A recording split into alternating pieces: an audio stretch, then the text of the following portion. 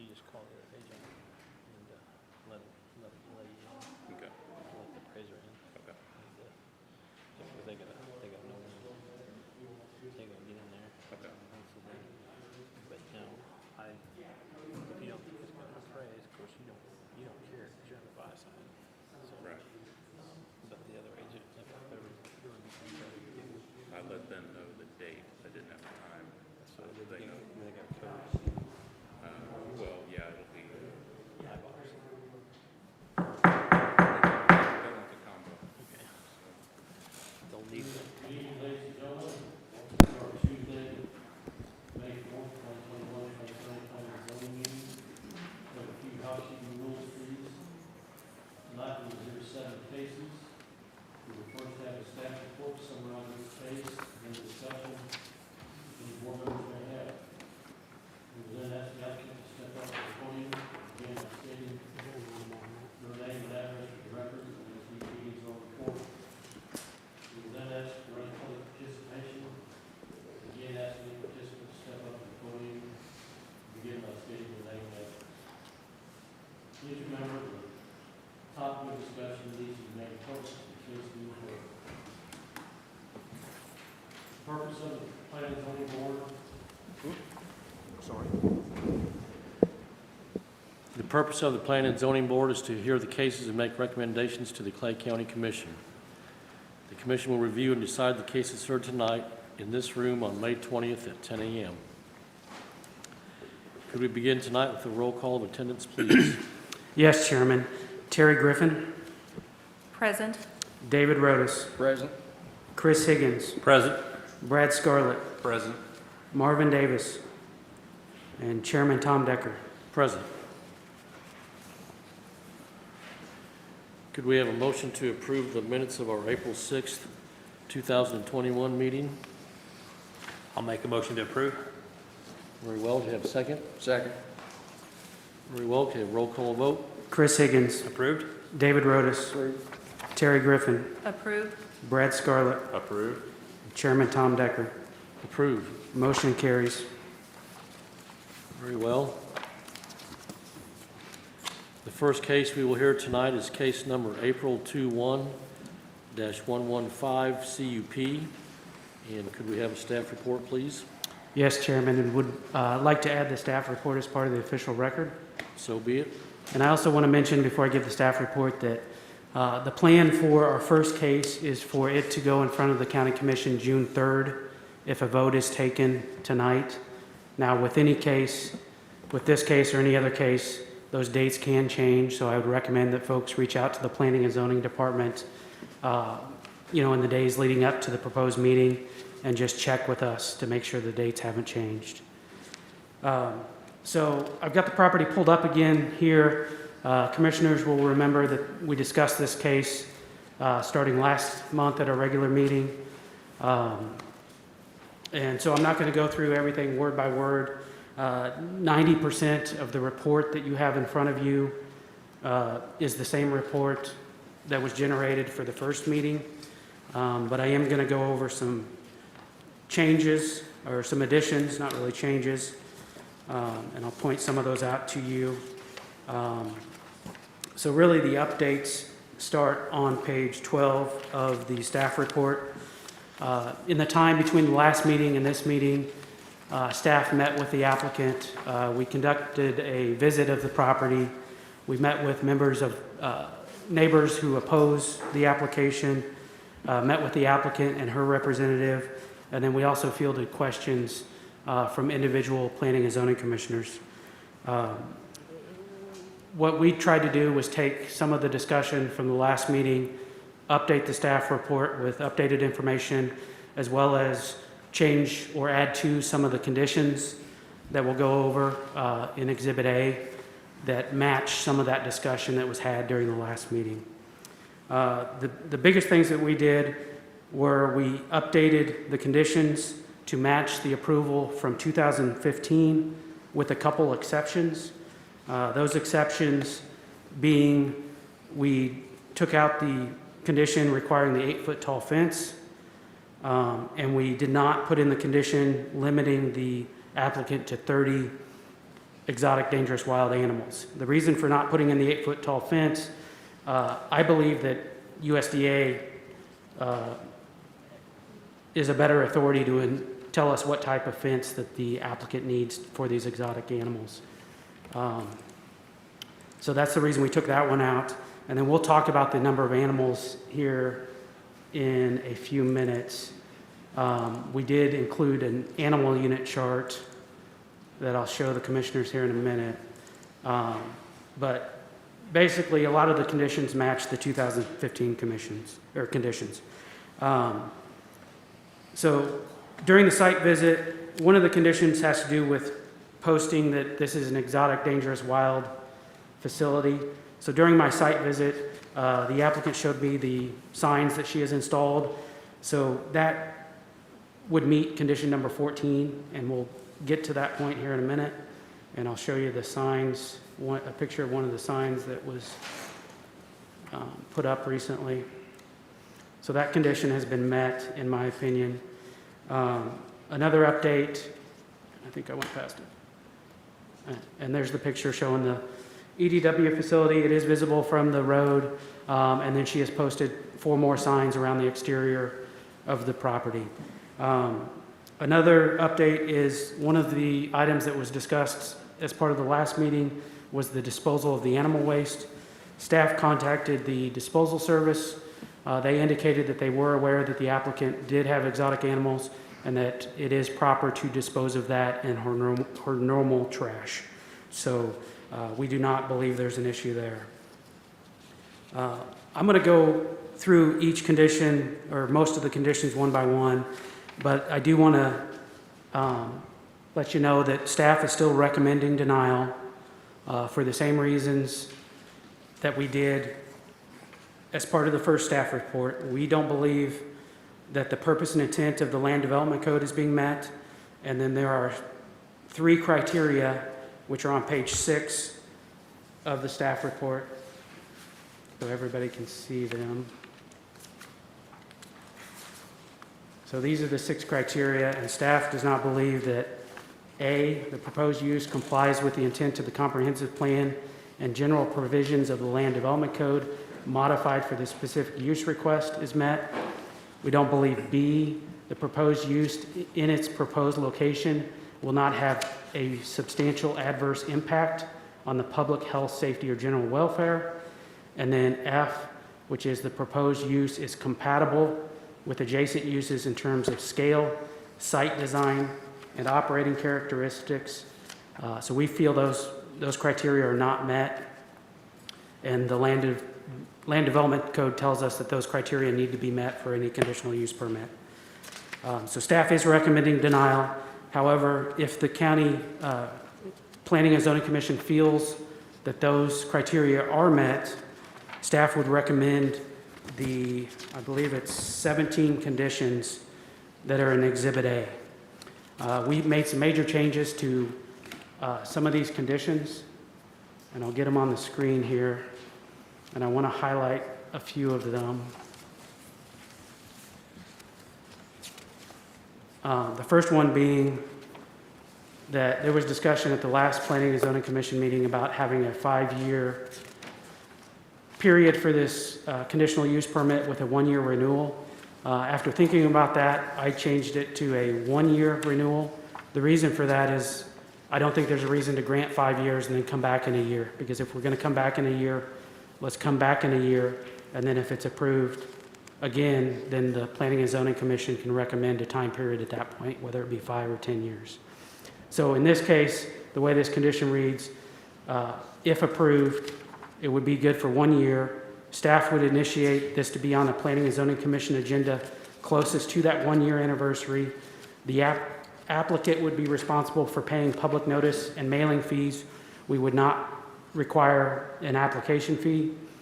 And the review would include a meeting in the Planning and Zoning Commission and the County Commission, just like any other conditional use permit. And it would be, to me, the discussion at that point should be any changes to the conditional use permit and compliance with the approved conditions. So we would see if the conditions that were approved were met and if there were any changes. To me, if we're going to do a 1-year period, it shouldn't be, does this use make sense on this property in this area? Because that's why we're meeting today. And then that CUP could be revoked if those conditions are not met. So that's one of the conditions. Another one of the conditions, number 3, is that this could be revoked at any time if there's violations to the Land Development Code substantiated by staff. Number 4 is a condition that we added, basically gives the applicant 6 months to comply with the vegetation screening condition and 3 months to comply with all other conditions. And the failure to do so would result in revocation of the conditional use permit. Number 5 talks about the junk and debris shall be removed or moved to a location that meets the requirements of the Land Development Code. We still have the screening requirement that gives the planning and zoning manager discretion to require screening in certain areas. Number 7 talks about an emergency plan must be submitted to the Planning and Zoning Department, notifying the Sheriff's Department that this is an exotic, dangerous, wild animal facility. And then the big one, and I want to go over this one a little bit, is number 11. So with any property that's in unincorporated Clay County, we require that each property owner abide by a certain animal count. And we do it by animal units. So you're allowed 1 animal unit per acre of land unless you own larger than 20 acres and you're zoned agricultural. If you own larger than 20 and you're zoned ag, you can have as many animals as you wish as long as they don't create nuisances. So the idea here is to hold the applicant to the same standard that we hold any other citizen of unincorporated Clay County to. The difficulty with that is obviously Ms. Casserman has animals that aren't listed in our current code. So our current land development code gives these tables that shows what each animal counts in animal units. Like the easy one here is a cow, counts as 1 animal unit. So this subject property is 3.03 acres. So Ms. Casserman could have 3 cows because they count as 1 animal unit each. So what staff did was we created an exotic animal chart using the size of the animals, using animals that were in the existing code to best classify each exotic animal. And since on the recorded plat, Ms. Casserman has 3.03 acres, by this standard she would be allowed 3.03 animal units. And so we classified each one and came up with basically an animal count. And currently, with the number of animals that Ms. Casserman has, she has 4.22 animal units, which is over the 3.03. Again, staff is recommending denial, but if the Planning and Zoning Commission believes this should be approved, we recommend limiting the number of exotic animals that can occur on the site. So number 14 condition is the one that I believe is met with the exotic, dangerous, wild animal signs. We're limiting the number of small, young animals to 1 litter of young per calendar year per each bearing female. And then I failed to mention that animals 6 months and younger do not count in the animal count. And then for any property in unincorporated Clay County, we allow 3 dogs and 4 cats that don't count in the animal units for any other property. So Ms. Casserman has 2 dogs, so they didn't count. She has 2 domestic cats, and then she has this Asian leopard cat and a Geoffroy cat, which size-wise and appearance are very similar to domestic cats. So we included those in our domestic cat count, and they are not included in the animal units that came to 4.22. And then a couple other updates. Angie's going to pass out a couple letters that were submitted after the report was completed from some folks. I believe there's 2 letters of opposition. The applicant provided a more detailed animal chart that was added to the staff report as an attachment. And then Ms. Kasserman also supplied pictures of the EDW signs and then pictures of the window. So if you remember last time, at the last meeting, there was discussion about a broken window. That's not the case. I looked at that when I did the site visit, and then there's pictures that show that that window was not broken. So we just wanted to make sure we were clear on that. Now, I know that's a lot of information really quick, especially about the animal units, and I would be happy to answer any questions the commissioners may have. All right, thank you, Kip. So I would have a question on regarding the exotic animal chart, and based on the animal units and the 3.03 total units that would make her eligible for about 41 animals, not counting the domesticated dogs or the domesticated cats. So it would depend which size animal. So you see in the middle part of the chart, we classified the lynx, servals, and caracals at 0.08. And then the smallest of the animals are the chickens count either 0.02 or 0.06. So if you picked a bunch of animals that count the 0.02, obviously you could have a lot more of them. Okay. If you pick the cats, then you would have fewer, and even the goats. The goats were an easy one because the goats are in our current animal chart, and it tells us that they count 0.2. And the reason we did lynx, serval, and caracals as 0.08 is I would consider them a medium animal, and the smallest unit I can apply for a medium animal is this other section, which is under 49 pounds, is 0.08, and that's why I incorporated it, the 0.08 for the lynx, servals, and caracals. Okay. So the total number of animals permitted is going to be based on the size and then the simple math and, okay.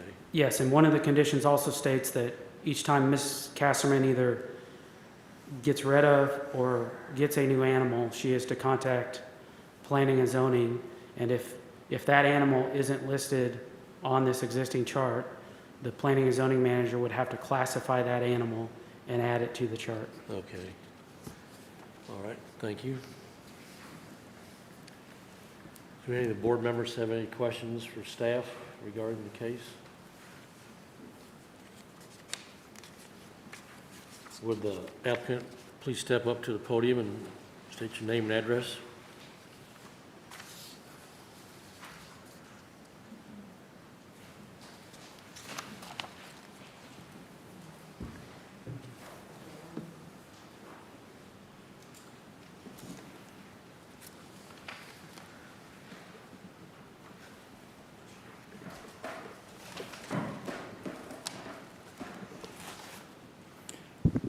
Good evening. My name is Ed Ford. I am the attorney representing Ms. Kasserman. My office is at 1201 Northwest Briarcliff Parkway, Kansas City, Missouri 64116. Just a couple brief introductory remarks, and then Jennifer's going to address a few issues. I know last time when we left here, there was an indication about reaching out to the individual commissioners. In my discussions with your attorney, we decided that was not appropriate, so we hope no one took offense that we haven't reached out since the last meeting. We have made good use of the continuance. The junk's gone, the signs are up. We have a landscaping plan to be submitted as early as tonight. I believe that Mr. Kip Jones' approach to the animal chart makes a lot of sense. It's objective.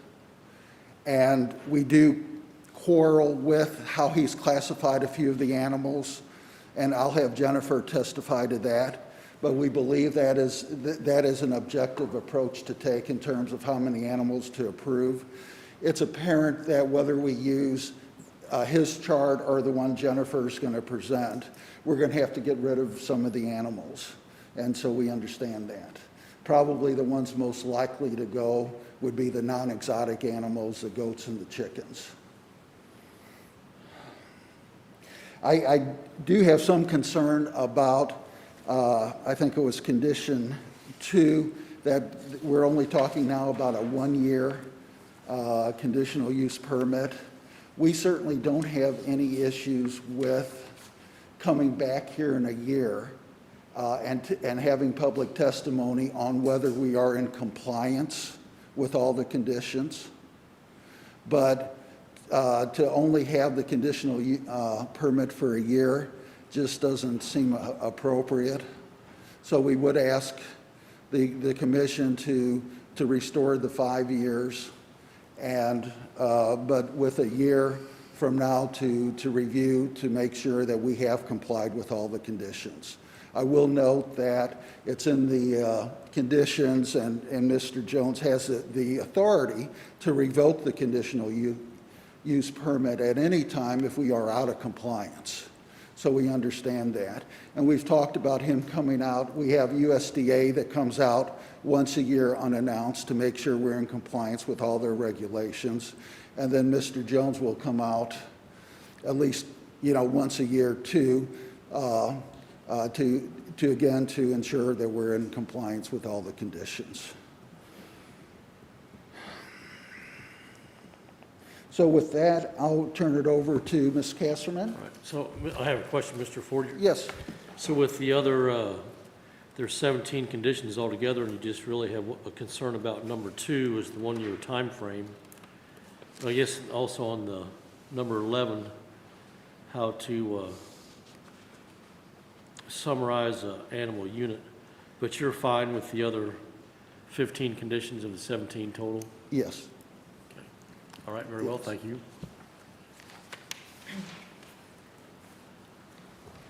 Hi, my name is Jennifer Kasterman. I live at 7815 Hauser Street, Kansas City, Missouri, 64167, and I am here for the renewal of my EDW. It's going to be, we've got packets over there, so they're going to pass one out so you guys each have a copy of that. Obviously, some of it starts off with the code that some pages from the code that you have, So, sorry, the extra letters kind of threw me off there. I'm going to try not to be real lengthy, but I want to go through some of the details here. I want to first off saying, last meeting that it was, hold on. Sorry, the letters got me out of order there. And I don't want to.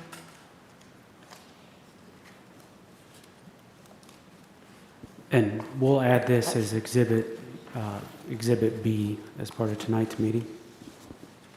I'm sorry, can you give me that bag? I couldn't fit. No, I'm sorry. It was like I grabbed those letters that you just gave, so then I didn't. No, the bag, you're right. I wanted to make sure you guys all had copies, and then I don't have my copy right there. Do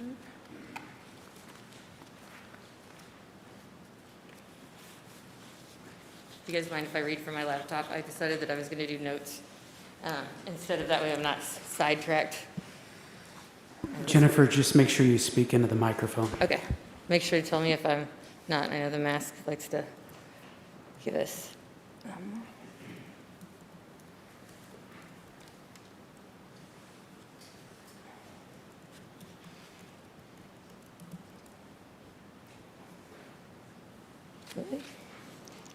Sorry. Now I'm nervous on it doing this way, but I promise that it'll be more efficient if we do it this way.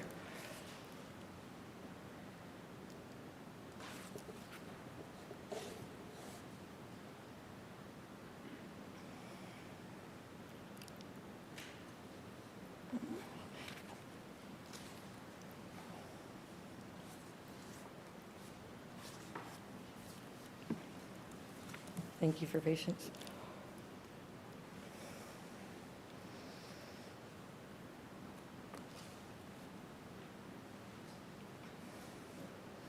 We all know technology is always right there with us and quick when we need it, right?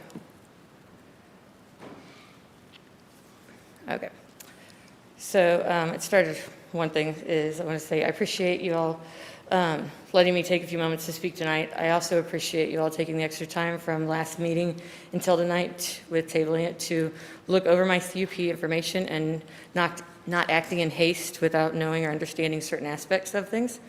I'm going to try to follow my notes here so that I don't take up an extra time, doesn't go too long, but I want to make sure and stay on point and not waste you guys' time. I, again, appreciate you guys being here. I know that I get emotional sometimes because this is my life, my world, and all that stuff, so that's where I'm going to go by here. I'm sure that you guys will understand this is personal to me, my family, my animals.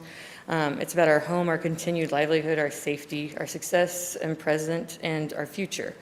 I grew up in Clay County. I shopped for my house there for years before finding it. I've actually bought my home specifically in unincorporated because the rules would allow for me to do what I do today and have my animals at that. I'm upset about the accusations at the last meeting that I'm a rule breaker.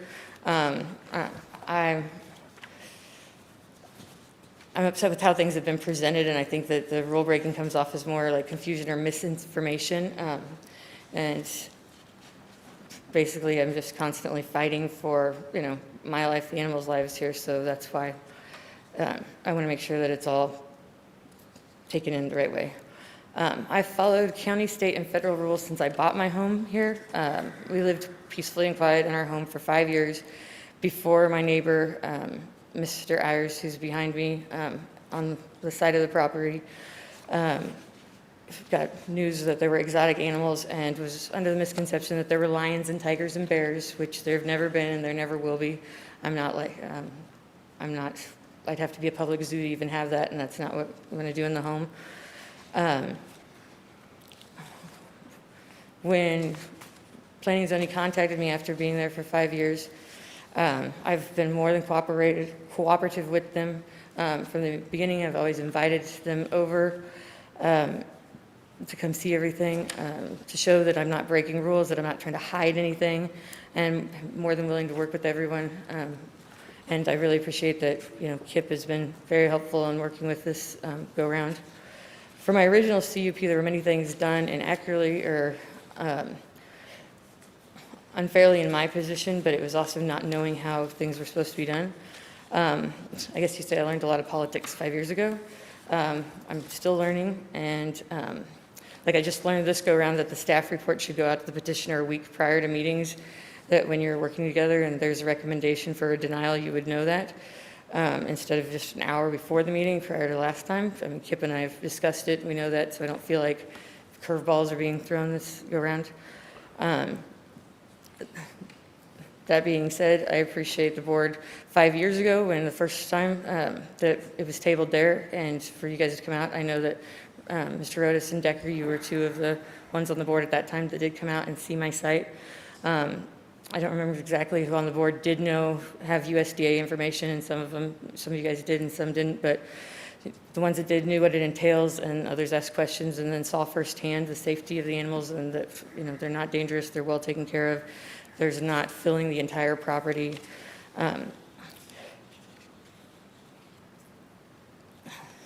When we came back from that first one after being tabled, then when we went to the commissioners, they also took time and then did a special session to come back on it because there was so much confusion or questions and wanted to know. Before that session happened, I was able to host an open house for my neighbors that didn't know what was there and what they'd been living by for 5 years already. And I wanted them to know that they were safe. What it was, because the unknown, if you don't know, then you can always assume or think the worst. I'm an educator. I teach elementary kids all day. I don't want anybody to be scared or upset, and I understand the unknown and misinformed can be scary. That I had to get I got special permission to do the open house for USDA and the insurance for that, to invite the neighbors and community that wanted to come, because I'm not open to the public and never planned to be. So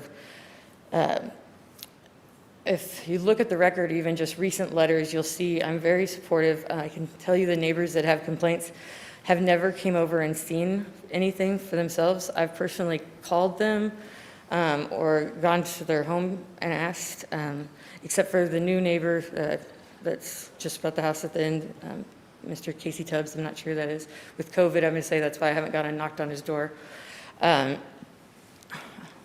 I've personally called and invited Mr. Ayers over. He told me that he wasn't interested. I've gone over and spoke with Mr. Bales. He's not interested in seeing for himself, but he just wants it to be the gem of the neighborhood. So all that being said, please hear me as I go through these points tonight, and please give me a little bit of grace with the time that it might take for a second, because it is a permit, but it's also my life. So the staff report, Kip did that, but I'm going to go through just parts of it, and I'm not going to go through the whole thing, so you don't have to worry about that. Last meeting it was brought up that if I don't like something, then why it would stop me from just appealing again as a way of being stubborn or trying to prolong it and then still be able to do things. And I wanted to address that. Please hear me when I say that appealing is not the way I ever thought that the first go-around would go. It's not where I want to be again. But I do believe in fairness and equity equal amongst people, and this may just be another permit being stipulated certain ways are given, but I think that it should be given fairly for me and others that have the same type of permit. We're going by the same code, so we should have the same restrictions, requirements. The CUP defines whether or not myself and my animals know we can be safe at home tonight, tomorrow, next month, or if we don't have it, then we don't know if we're going to be able to be there next year, in 5 years, in 10 years. I mean, it's contingent upon that, with renewing every time, which I'm not asking to not have renewal, but that's part of why I feel that just 1 year isn't to take that away when I've had 5 years. So let's go page 3 in the second paragraph of the staff report. It states, just in the assessment part, the applicant appealed the conditions to the circuit court, which instructed that the county should either lift the restrictions that were contested by the applicant or submit finding of fact and conclusions of law in support of the prior decision. It reads the county chose to lift the restrictions since the original CUP was expiring and allowing the applicant to apply for a renewal of the conditional use permit. I'm not going to go through the court file. You guys have it. I hope that with the extra time you've had, some of you guys maybe took a look at it to see. The judge ordered that if the county could not submit any findings of fact or reasoning as to the certain conditions that I was opposed to, that then those conditions would be needed to be dropped if there wasn't any finding of fact. There isn't anything on record that shows finding of fact for those. The county attorneys then didn't produce finding of fact because they didn't have any to come up with for it. And unfortunately, it was close to being where my 5 years was up, but not because I was dragging that on or the county was either. I know that I've contacted Ed many different times, Mr. Ford, in regards to, hey, when is this going to be on a docket? When is this going to happen? It made all the stuff presented to judges and stuff when they wanted it on time. Kip has told me that he also followed up and, checked with their attorney different times, but it was, from what I've got on the, I guess, unofficial statement was lots of things weren't going on dockets with a lot of stuff going on and just the county itself that was bigger than that. So I did not, that whole 5 years was always just waiting. I haven't built anything to expand the structure. Not that I was planning on getting bigger, but some even improvements with different things haven't because I didn't know I could get that call, go in, and then have to move if not able to have the animals that I plan to have for the rest of their lives. The next few pages, the comprehensive plan, land tier, neighborhood and code considerations, outside agencies review and findings. The packet that I've given to you guys, just to help it go along a little quickly, is if you look at the second page, first page is like 250 in it, and it's, just has the animal units definition, but it doesn't. But if you go to the second page there, I know you guys know parts of the LDC by memory, I'm sure, because it's stuff that you guys are familiar with and deal all the time. Not in the staff report, if you're looking in this packet that I gave you, page 2 there. You look confused. But I've read this over and over many different times, years ago, throughout, and then again. So I feel like this is the part that I'm knowledgeable on. I've made some lists, charts, pictures, and examples that I presented to the county or P&Z to help them learn and understand things. We all learn and understand things differently. That's why you guys have like the different charts that, and I got the 2 letters. The updated chart, was this one in the new staff report? Yes. Okay, I brought it just in case.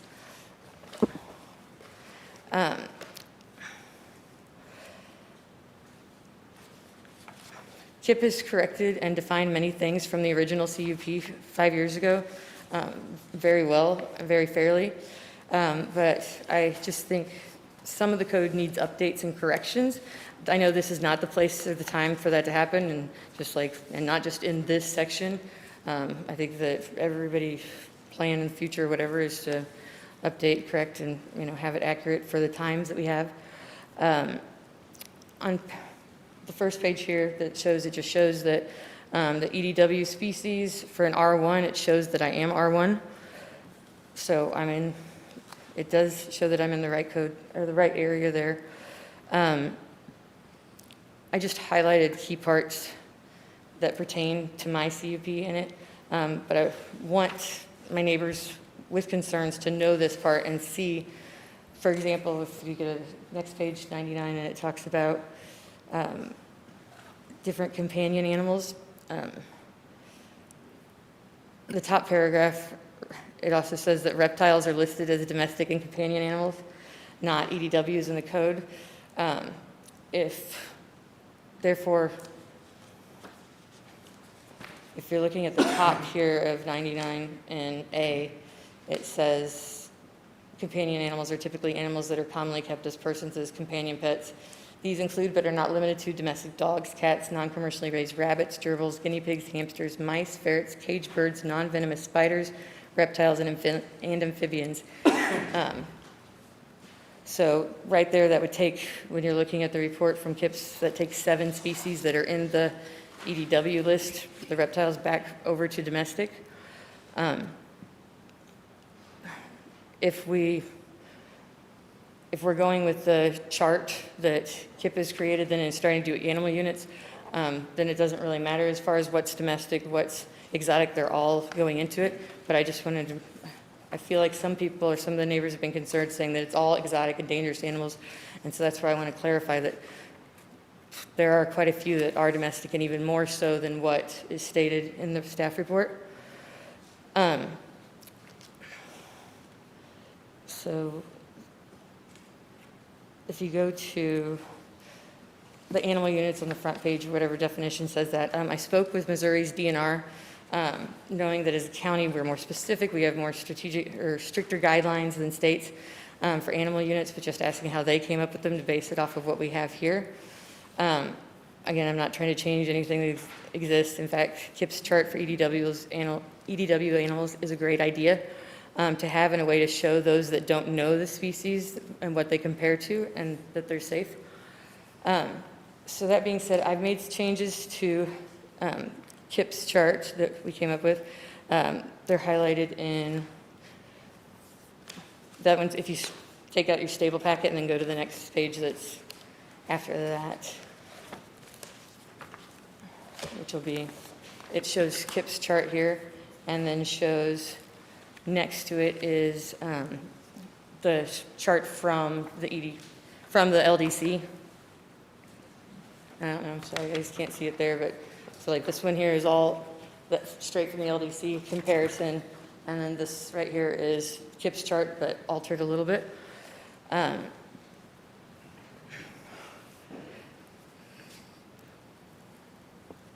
I highlighted in pink on the sheet that you guys have, the animals that I moved, or that I feel should be moved, that they're in the wrong category on the chart. The chart to the left explains where he got it. It just explains how KIP came to place the animals where he did. You'll notice one highlighted orange, which is swift foxes in the third column down in KIP's. I left those, I left those there, but based on species, weight of swift foxes, they should be, I think, in the next column down, but they're on the cusp of 5 pounds, so, you know, I'm willing to give a little bit also in some of that. If this route is the way chosen, then yes, I guess I am over units. It's clear in animal units, the way we've got it, even if you use this chart that I'm presenting to you right now with mine. Missouri DNR states that the amount of animals I have outside doesn't take up even 50% of my land that is vegetation. So a permit with them for like feedlot wouldn't even be issued even if I requested one. There wouldn't be an issue with the waste, water, any of that, which is in the state's requirements there. I know we addressed waste. Kip, you said that, I mean, you came out to the site. Can you confirm that what Mr. Ayers was saying at the last meeting about a stream in my yard doesn't actually exist? There's not water flowing, and that there's no feces just laying around to be swept off the property? I mean, just visually from that. If the chairman would like me to address that, I'd be happy to. Sure. So I went out there the day, The I date can't snowed. remember the date, but it was the date it was snowing, and, you know, the crazy day it snowed and then melted in the afternoon. But I did not visually see any animal feces, anything of that at all. Thank you, and spoke to Redgate. The next couple pages there are pictures of the animal species that I'm moving on the chart. I also have some real-life examples, not breathing. Della, Kelly, may I have them help, like, just show a couple things that they've got there? Nothing, we didn't bring anything live. So, but as a teacher, you know, you've got to see things we can't touch with COVID, but to actually physically see when things where they compare. So I was like, let's pull out. All right, so in the land code there, this is, and I'm sorry, but Easter just happened. You stuffed animals, the larger, you know, rabbits, they're like all gone. Didn't even think about it.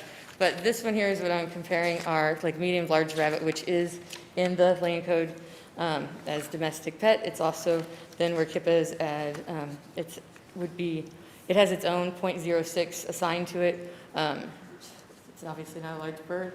Next, and if you guys just want to, we can do it real quick with them. Prairie dog is one of mine that I say should be moved. Prairie dog, 1.5 to 3 pounds is the standard.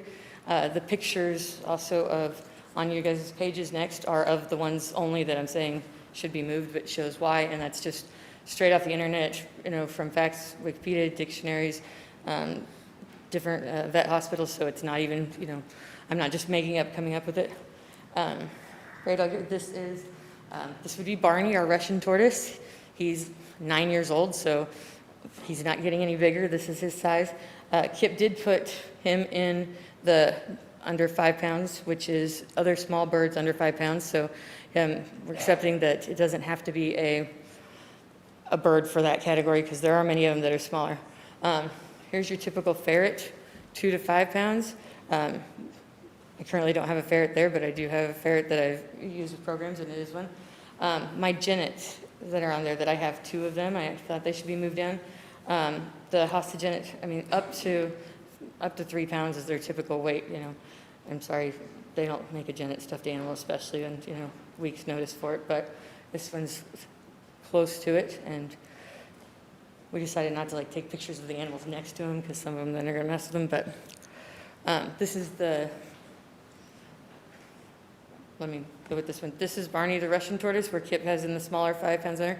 This would be Red, our red-footed tortoise, a little bit taller and different color, obviously, in real life, but this one is much bigger in weight and size, so I agree that it should be in the higher category of how the tortoise goes down. The foxes, the swift foxes, Kip, we discussed this, and he moved from just being foxes in general, because there's many different species of them. The swift fox and fennec foxes are the ones I have. The 2 fennecks live inside the house always, the swifts live outside. This is the equivalent of a swift fox, 4 to 6 pounds. In my chart, I have them a little bit higher at one point, but I've got a very old retired breeder lady that she can carry that weight all she wants, and an older man one, and they're not obese, but sometimes, I'm sure all you guys know dogs, cats, some are outside of what their standard rate. Can I have the Swift? Yeah. I ordered a Swift Fox. It came at a substantially smaller size than what it is in real life, so I went with this one. So Fennec Fox is basically, it's a Chihuahua, so a lot skinnier here. They might stick their tongue out because they're silly like that. But a Fennec Fox, 1.5 to 3.5 pounds, smallest canine species in the world. What else do we have? And we're not doing like a full show here to where you gotta see everything, but It's just by example, because a lot of things. when you see it there, it makes a difference. Sugar glider, Kip has, I don't currently have one of these, mine's on loan. I've had them before, I plan to have them again. This is one that's approved to be down in that other small birds category. Hedgehog, so if you don't know a hedgehog or whatever, hedgehogs are adorable, that's very popular. My hedgehog Roxy actually goes to school with me, she stays there during the school year most of the times, not this year at COVID, but obviously not dangerous. They curl up into a ball like a roly-poly, like that, size-wise. And 3/4 of a pound, half pound to 2 pounds if you get a bigger one, Again, just like us, how much we eat. This would be representing Brody, my ringtail cat. There's some confusion with that, thinking that it's a cat. They're called miner's cats. It's Arizona's state animal also. It's part of the raccoon species, but his tail actually is a little bit longer than this in real life, and slim, but this one is fatter than what he actually is. He has a little winter weight right now, but we all do that too. So this is my representation for my 3-banded armadillo. 3-bandeds from Brazil. It's one of the smallest species of armadillo. They curl up in a ball the size of a softball, maximum baseball even. And then to show, because the ball doesn't really make it, but they have 3 bands. They open up here, and I appreciate you guys just bearing with me in the fact of, knowing what that is. You've got the pictures of what they really look like. But again, 3 pounds maximum is the weight on one of those. The Uromastic lizards, there's lots of species of Uromastics. They're smaller than bearded dragons, are the ones that I have. Not as small as a leopard gecko, but in comparison from that, it's your regular pet stores. I think So that's. I have a think chipmunk we're too. kind of That's it. getting the gist of the size of the animals, and you're trying to amend the exotic animal charter, the animal units. I have some small bird examples too to go with if Well, you really I want, but I mean, figured you we don't get want to do the, that. Okay.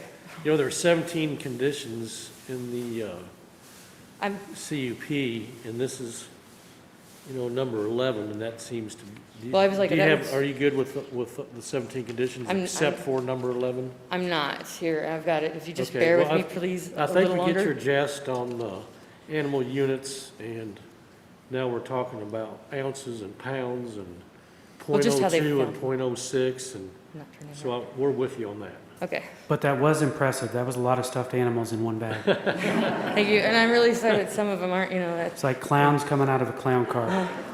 I wasn't sure if I was going to make you nervous carrying a kennel in, so I let one of the girls do it because we weren't bringing anything live, Okay, so just bear with me a little longer, please. Staff recommends denial, but not on any actual rule or code that is being broken. The report even shows, as other staff reports for CUP show, that my animals do not harm, and outside agencies agree with that. That's in the report. The safety and welfare of all is good. Denials based on interpretation of intent, not on specific numbers, codes in place. I'd like to add here that if you all allow myself and my animals to continue doing what we do and educating and remain in our home and not bothering, harming anyone, that if the code does change in the future to that said intent, that we would be under a special use permit, some way grandfathered, and the ability to at least apply to renew again, and not have that taken away, just as a thought for the future, because I bought the house planning to finish living there, so looking at my future there. Okay, page 12 on staff report. Updates. Some of these I feel we've already done with the animals, and not much more to go. Kip and I have been working together with the animal units chart. A number equal to other properties comparable to my 3+ acres is good. I'm willing to work with some of the animals coming down, obviously. On my chart at the bottom of it, it's got the animal units that I show what it would be at. Then it shows if you take the chickens out, which they were actually going to a assisted living home first people, but if they were supposed to pick them the same day it snowed, and we weren't getting those old ladies out there in the cold to come pick them up. And if I removed the goats, then, I mean, I'm under with wiggle room there. I'll get a little emotional about one of them, but, yeah. All right, so, page 13, conditions. Number 1 condition, applicant shall comply. Yes, of course, the standard that's in there. Haven't had a problem with that, haven't had a problem complying. I'll follow the rules. Number 2, 5 years ago, the first conditions included a 2-year permit, which when it went before the commissioners, it was changed to 5 based on, but I think the reason it changed was based on the standard for this type of permit has been 5 to 10. They didn't know why it was 2. I didn't either. I wasn't familiar with other CUPs at that point that had gone through to know what the standard was. So I've had no incidents, no injuries, no code violations, no complaints up until the renewal letters in the last meeting that I've been informed of. I know there's another CUP up for renewal tonight. It's recommended at 15 years. I think their past one was 10. I don't know if I didn't get deep enough to know if it's their 3rd renewal or if they've had 5 first or what. But I'd like to go back to KIP's 10-year with adjustments, the recommendations, but including that year review that we spoke about today. Comparing the conditions to my permit to others, the Westfalls got theirs at the same time. Maybe it was, we were the first EDWs to come across, as far as I know. 5 years ago, my renewal, they got 10-year recommendation at the beginning. Yes, they have more land, all that, but they were even limited with what their animals, zebras, all that. I mean, their zebras aren't dangerous. You're requesting a 10-year permit, is that what I'm hearing? I'm requesting it to go back to the 10 with the stipulations or whatever of the review. Number 3, the CUP may be revoked any time based on validated public complaints or violations of the LDC, substantiated by staff. Yes, it hasn't been revoked because there haven't been complaints. I have been complying. There's been different things with the appeal and whatnot on everything, but I'm not out there just breaking the rules. I believe that it's standard and want to point out similar CUP conditions reads. Complaints, this is a different condition on the other CUP. Conditions by citizens, government agencies, or zoning violations will be kept in the CUP file and considered at the time of renewal. Or if there are confirmed complaints regarding animal cruelty or mistreatment may cause the CUP to be revoked at any time. So somebody else with animals for a CUP is being given, do I have a file folder that I don't know about that was in the last one before? I haven't had that. So I was like, but they're recommending for other CUPs with animals that have violations and complaints for it to be put in a file, and when 15 years, which is what their next one is recommended for, is to then review that. I don't know the other ones. If you're here that's for that one, I'm totally not against it, supportive and everything, but I'm just looking at trying to come up with some equity based on, or equality based on the fact that, I haven't had a lot of problems or something. 4, I understand and appreciate the staff allowing me time to get vegetation in place and rehome the animals. that I must, so I appreciate that with Kip and not expecting it to be done the next day, so 3 months, 6 months that you're there. 5, junk and debris from the driveway is gone. If there's like, we can have somebody send a picture right now. There is, now I've had 2 people come to pick them up this weekend and didn't, but I do have a dishwasher and a microwave and a stove that are tarped in the front driveway still, and because I just got new appliances a couple months ago, it's been bad weather, and I'm selling those. But I'd like to say that if the debris isn't there when it goes through, then there shouldn't be. Then why have that condition in there? I have no,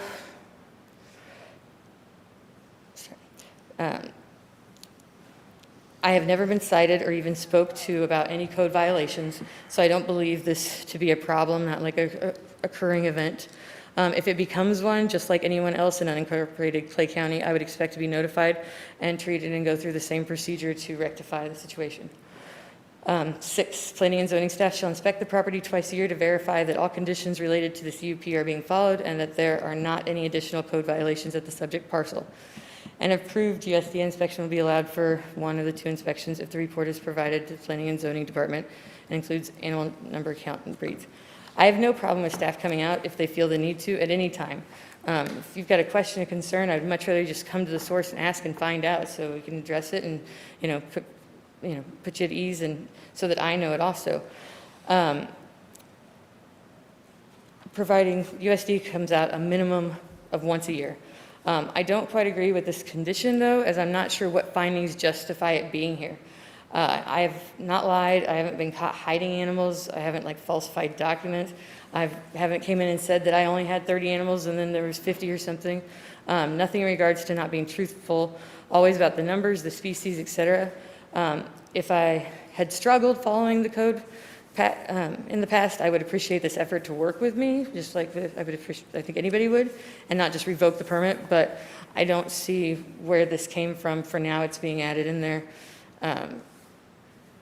When I haven't lied about it, where it's like they're being caught and checked up on.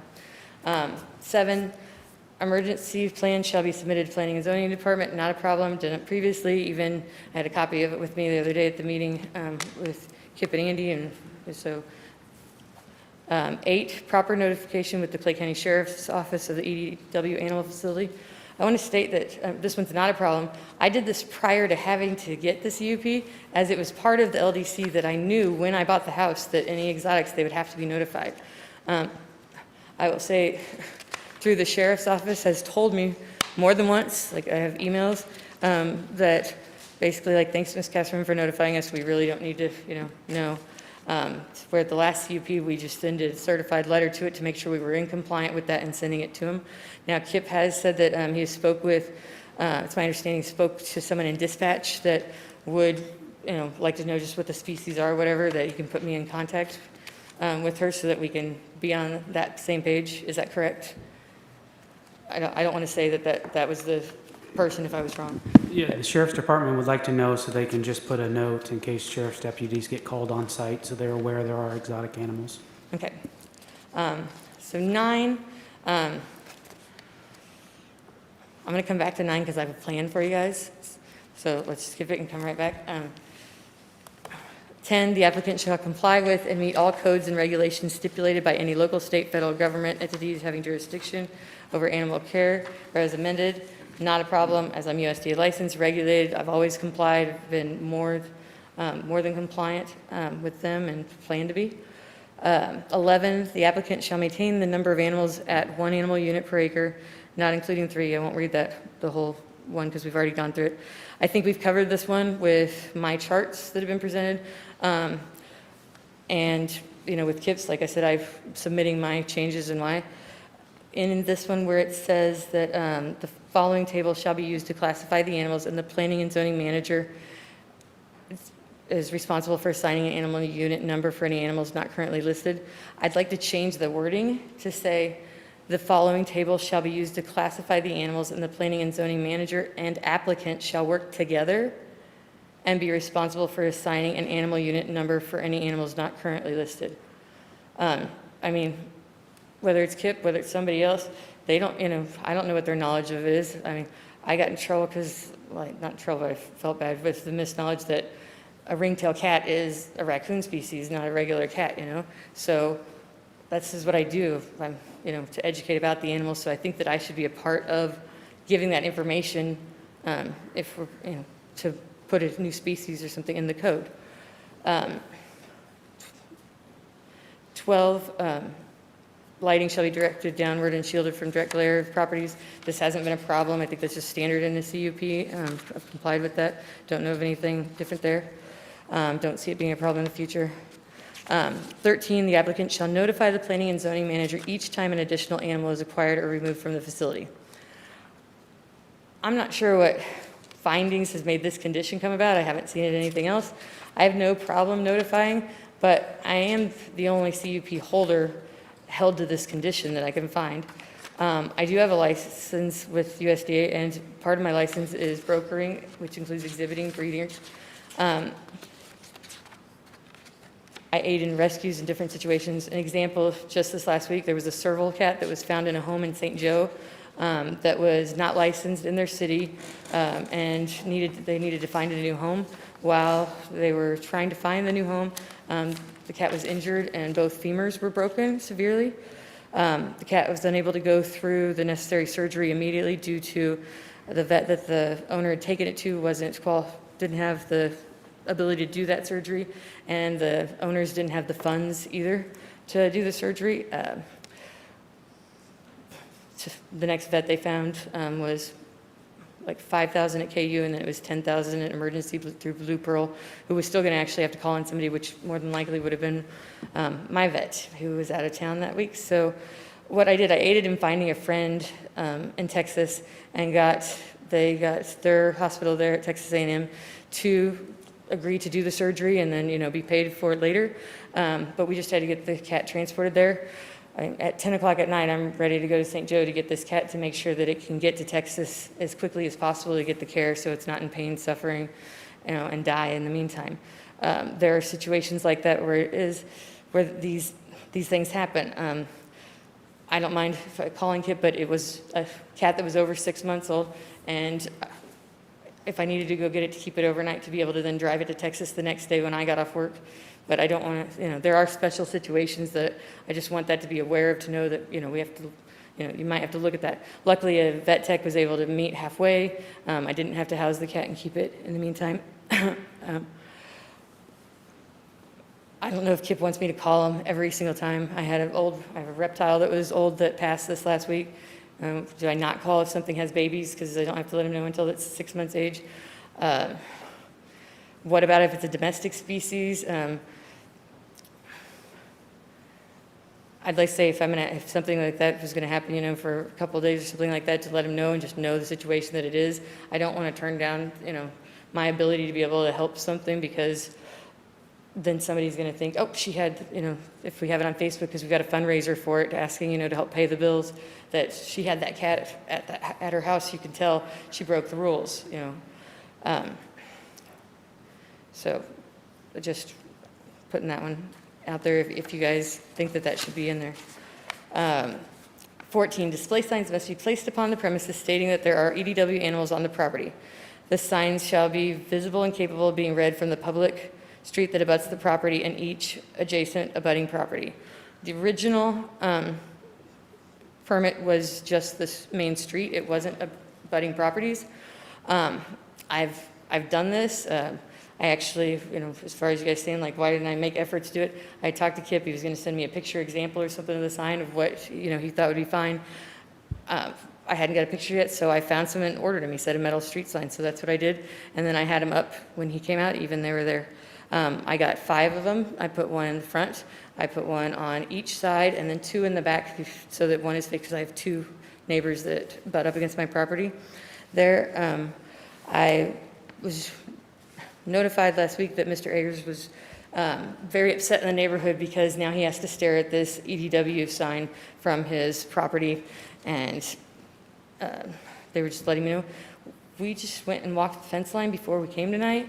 The sign on Mr. Ayers' side is gone.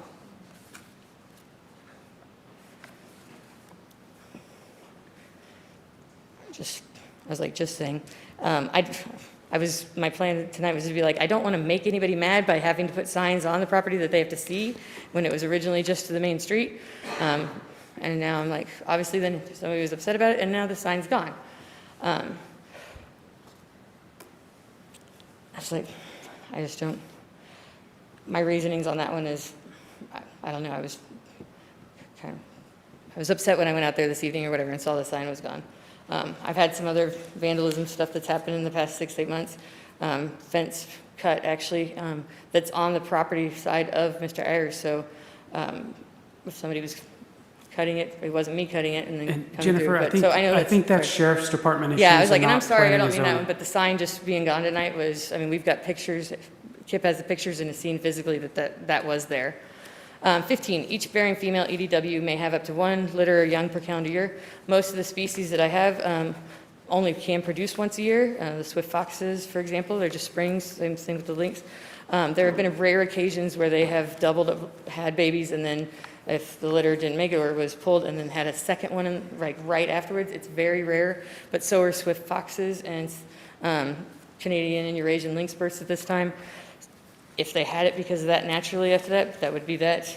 I just wanted to put that out there, that is a possible there, but otherwise, I don't believe in breeding back to back with most species anyway. It's just my personal beliefs, but it's how I run my facility and take care of my animals. 16, once approved, the CUP is non-transferable, et cetera, standard and the same as before, good, not a problem.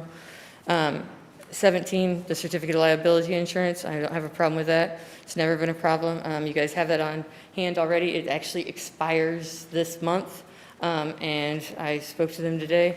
They will, I will forward Kip the renewal. I do it yearly as soon as they forward me the new paperwork. So I might have it as early as tomorrow. It may be Friday, I'm not sure, but there's no time lapse in that my insurance is up. So, all right, almost done. Let's go back to the vegetation there. On the vegetation, Kip and I have met about this.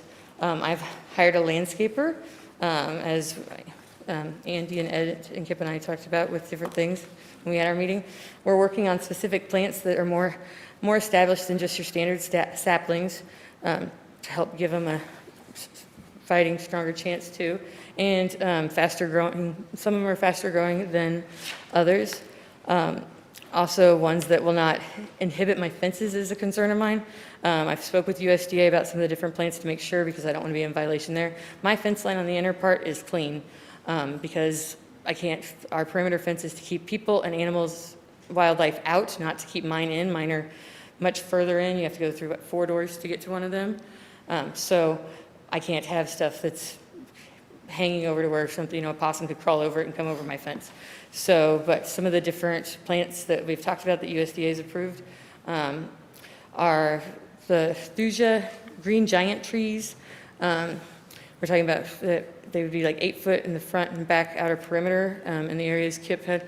I don't have the little arrow one there, but I'm looking at those for. They deliver a dark green foliage year-round. This is from the landscaper. And there is a laser up there, Jennifer. There's a laser if you need a point. Okay, so and right here at the back of the property is very wet area, swampy, not a stream and all that, but we're having to make sure that there's going to be different ones. That's part of what the landscaper and I talked about for the different soils, because something that can't live in moist ground isn't going to survive right there. Something that needs, moist, it's much drier up here uphill. So anyway, so the back here, they're looking at the thuja green giant trees. They deliver dark green foliage year-round, grow 3 to 5 feet per year. They're disease and insect resistant and are drought tolerant after watering regularly for the first 6 months. Some of the things with cedars, pines, bagworms, borer beetles. I've had more trees. I had 5 pines that went down, after I first moved in the first few years because of the borer beetle. I also don't like to use a lot of chemicals. Weed control stuff I use, but natural. Same thing there. I don't want to be spraying stuff on that for the animals, or then it being close to the neighbor's property and getting something that could hurt one of their, dogs or cats that are on that side, or the wildlife that's out there. These trees and the next trees are, the green giants grow 30 to 40 feet tall, 5 to 8 feet wide. Plants 18-inch trees spaced 5 feet apart along the fence there. And then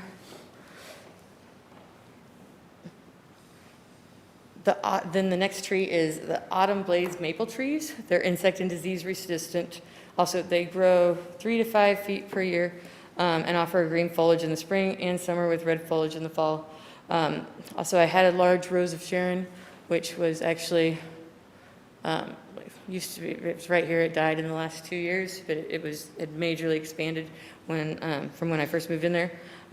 So we're looking at that as being another option for putting in just some places.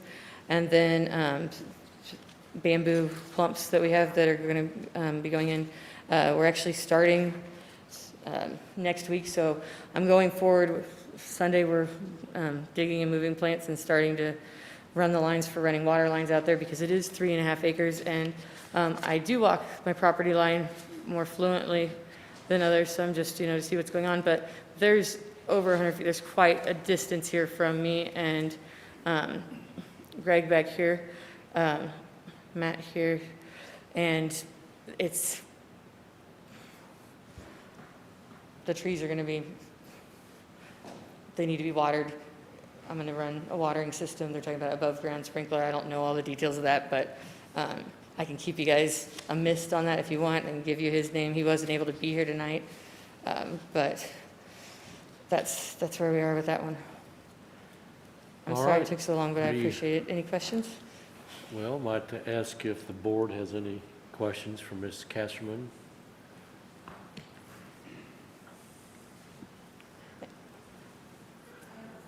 Well, we'll get to the public here in a moment, please. One thing also, you guys, it was mentioned and asked for me to reach out last time.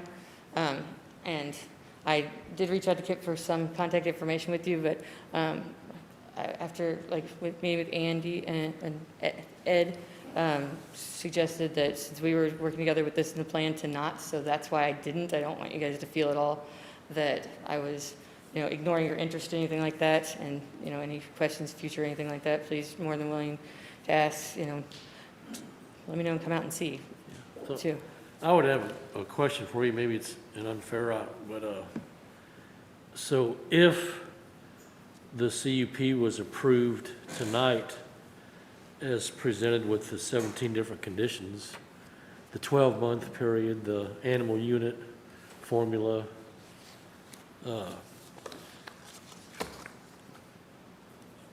would it be your intention to petition the circuit court again because you were not satisfied with the terms of the CUP? The conditions that were in the original one weren't the second one, weren't the same at the next meeting. I wasn't allowed input for those, and then when the commissioners did them, the ones that I appealed were not in any of the ones prior to that.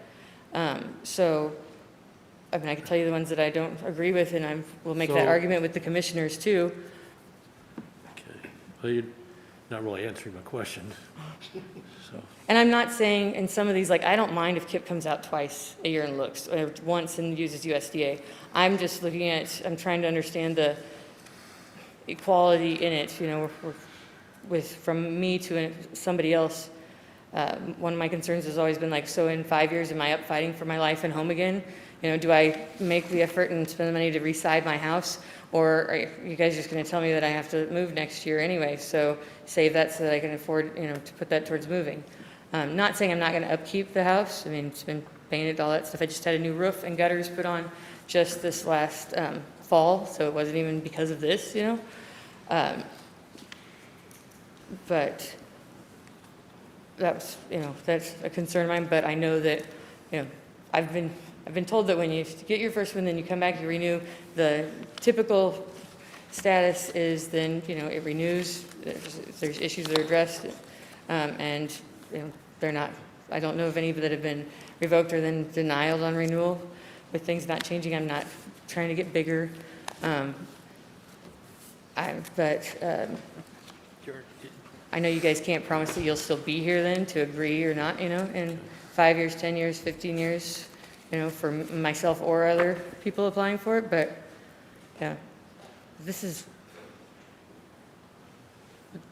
my life, you know, I mean, and it makes a difference as to how things work. If I don't feel that it's being fair and there's not any findings or justification for something in there, then yes, I will appeal it, but I'm not going to appeal the ones for like KIP coming out twice. I just, you know, wanted to point out, to wonder why that one's in there for me, and I don't want somebody else thinking it's in there because I did violate something or, you know, am like on probation to, you know, not hide something or lie about something that I haven't done. Does that make sense? Does the board have any other questions for the applicant? All right, Jennifer, thank you. Oh, she I had have one question. Sure, I'm sure, sorry, go ahead. Am I clear understanding that from the last CUP, the only disagreement that you had with the CUP was the number of animals that you were allowed to keep? Is that correct? Everything else in the previous CUP was agreeable to you? And the only thing that was a legal challenge was the number of animals. Am I Like- correct about that? I was like, I have it here. I went to double check on that.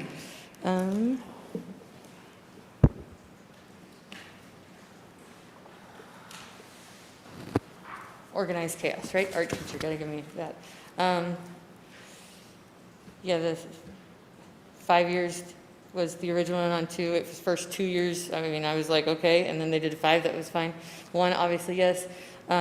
3, yes, I think that one's a standard, but if there is like if there's an exemption where you get a folder and then you get a permit for 10 or 15 years, that then any violations and stuff are addressed at that time. And just so the commission's aware, Yeah. I have this is the resolution from 2015 with the conditions that's on the screen now in Exhibit A. Right, proper notification for sheriff, yes. The 8-foot fence, we went over that. I have that. Kip said he was taking that out based on the fact that I exceed what the county standards are and we're doing federal standards. So the emergency plan, yes. The screening, I will say that I feel a little bit more clear about what is, you know, acceptable as far as this from Kip. I mean, I can't do anything about the trees that died, and I wasn't going to replant them, not knowing if I was going to be able to stay there. But, I mean, I did put up bamboo screening. It wasn't live, but it was a natural thing just to help. To answer your question, the only thing we appealed was number 12. Okay. Is that correct? Yes. Okay, I guess then my question is, if that was the only thing that was the problem, why weren't the other conditions not met? Like I know you said you had trouble getting the trees to grow, but you could have replanted. You had 5 years to do this. Well, I was advised that to not do anything else until, I mean, there were I'm sorry. So because one condition was, you didn't agree with one condition, you decided not to meet any of the conditions, or not to completely comply with the remaining conditions, is that correct? The 4.5 years of waiting for for it to be put on a docket was not something No, I'm not questioning why you didn't meet that one requirement. I'm asking about the other This, 11 yes, conditions. 12 was inaccurate. Okay, but you and didn't, but you had 5 years to provide screening. I and you did put up pla- screening. But it died, and. Well, so no, but you I didn't- also I have other screening that's up, that's Okay. not dead. I'm Okay. sorry. And you didn't put up signs, even though you could have reached out to Kip and put signs up? I did reach out about a sign. After 5 years, not at 1 year or 6 months or? No, I mean, I reached out throughout the 5 years, not at the end of 5 years. Trust me, like, I didn't know every day waking up if in 30, now I finally get on the docket in 30 days if they're going to say, yes, the judge would say, yes, we are going to leave that in there. And then my plan was then, now I've got to figure out how to move, or what to do. Okay, thank you. Living that way every day, you're just waiting was All right. not fun. Any other questions for applicant? All right, thank you, Ms. Casserman. I might call if there's anyone in the audience who would like to comment. Here, we'll get no messes either, so you don't have to worry about that.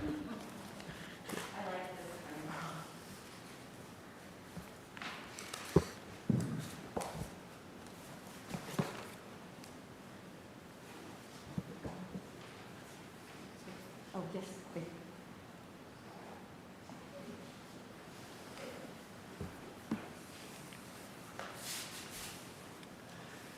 Hello, could you state your name and address, please? Good evening. My name is Michelle Fairhurst. I live at 8003 Windsor Drive. The front of our property actually looks across the street and then across to the property in question.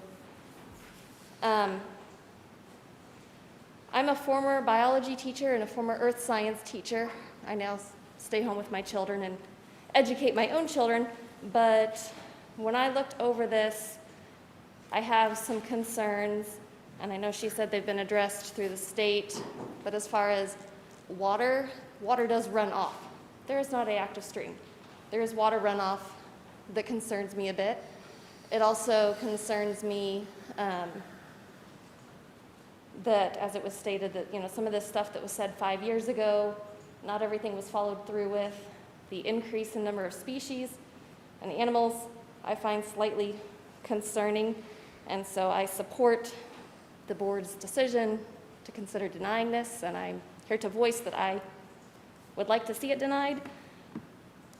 I like the animal chart that you came up with, the animal units. I was trying to do some research of my own. I looked up the Zoological Association of America's guidelines on enclosures for different animals, specifically the animals in question on the property, and I came up with about 3,000 square feet of enclosed space. Because while the animals themselves are cute and cuddly, and they are, I'm a biology teacher, I love them, but things like prairie dogs, they require extensive amounts of space for burrowing, and it's the space requirements, and just I want to make sure that those are met for the animals' well-being, as well as runoff. While there may not be actual feces, there is dirt and debris and urine and other waste from the animals. Yeah,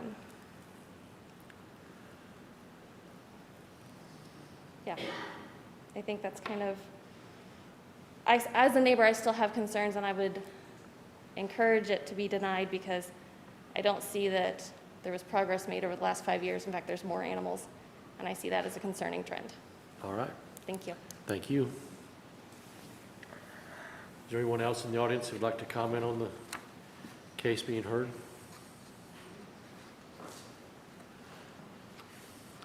Yes, ma'am. Could you state your name and address, please? My name is Andy List. I live at 7814 Hauser Street, Kansas City, Missouri, 64167. And the only thing I personally am the one that has what everybody calls the horse ranch.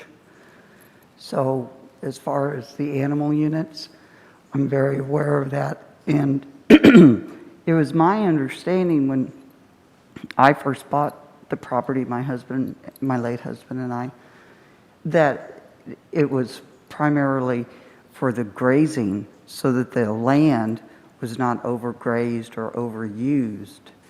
And the thing I don't understand is that a number of the animals that Ms. Kasserman has are carnivorous. They only eat meat, so they aren't grazing.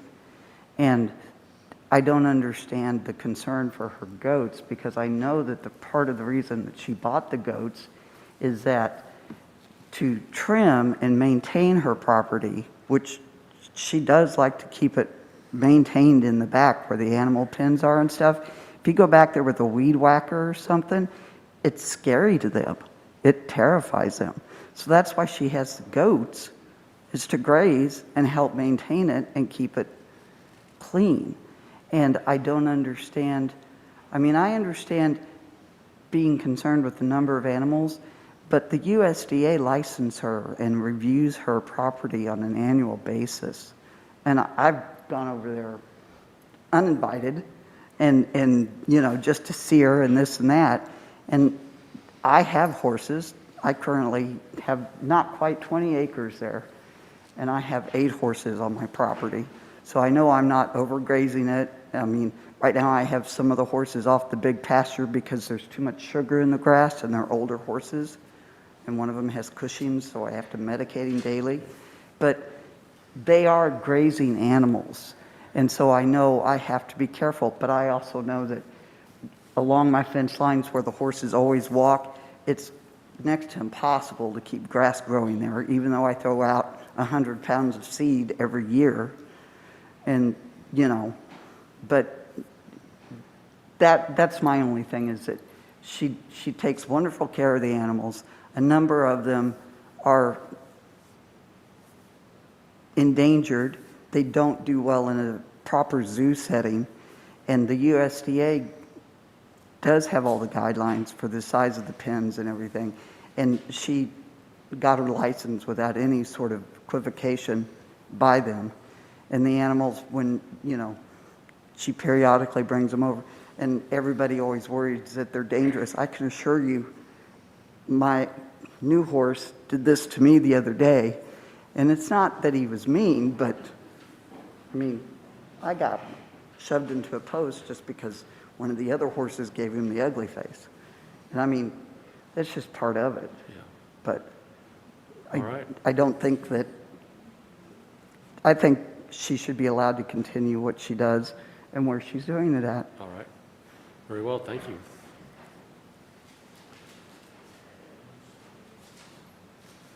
Is there anyone else in the audience who'd like to comment on the case being heard? I'll try. My name's George Totten. I live at 7616 Northeast Windsor Drive. Can you speak into the microphone a little, please, George? I'm sorry. Can you speak into the microphone a little better so we can hear I you? was trying to, but okay. All right. I got a question of the board. How many wild, dangerous, and exotic facilities are there in residential areas in Clay County? Is the answer one, or is it? Might direct that to staff. So I can only speak for unincorporated Clay County. The only other conditional use permit that I'm aware of off the top of my head would be for the Westfall one off 92 in Cameron Road, I believe it is. I would not consider, I mean, there are some residents in that area, but it's a large property, so I would not consider that a residential area. So I'm not aware of any other ones that have a conditional use permit. Now, there may be some folks that have some exotic animals that we're not aware of. I can never not guarantee that. So the fact that this is a unique situation doesn't raise any kind of a special alarms for anybody? I mean, if it were widespread, if it were common, you know. My other point is, if this facility were located 10 miles north on a 20-acre cornfield, we wouldn't be having this meeting. We wouldn't be tying up the board's time. I sent Kip, Mr. Jones, a letter or an email expressing my concerns. I believe each of you received a copy of it. Beyond that, I don't have a whole lot else to say, but I see that she brought a lawyer and a bunch of support folks here, which we didn't do. I didn't think we needed legal representation for something like this, but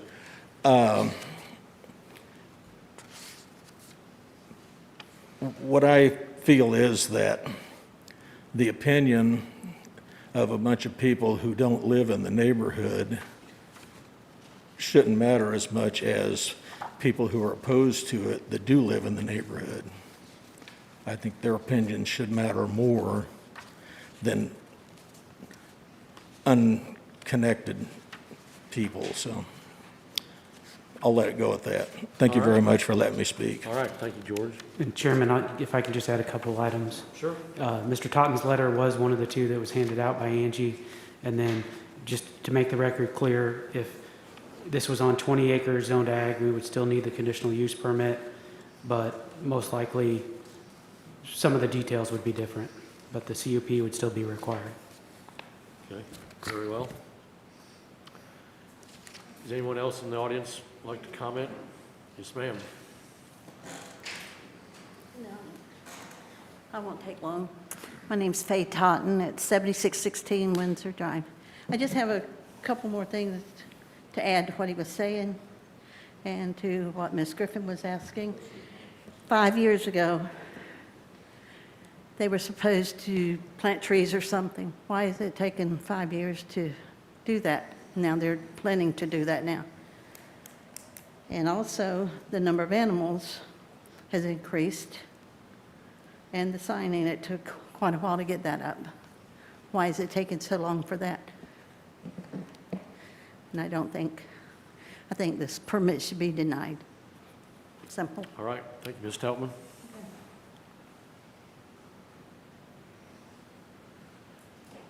Is anyone else in the audience who'd like to comment on the case?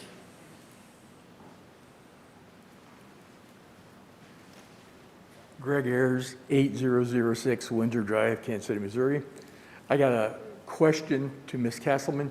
She said her sign was missing on my property, across the back of my property.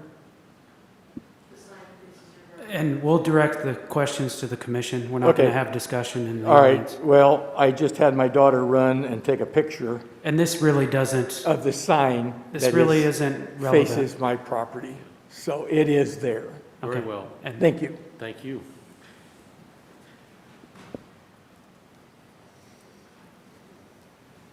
Is there anyone else who'd like to comment on the case being heard? Does anyone in the board have any questions for the applicant or for staff? Or staff have any comments? Nothing for me unless you have questions for me. Okay.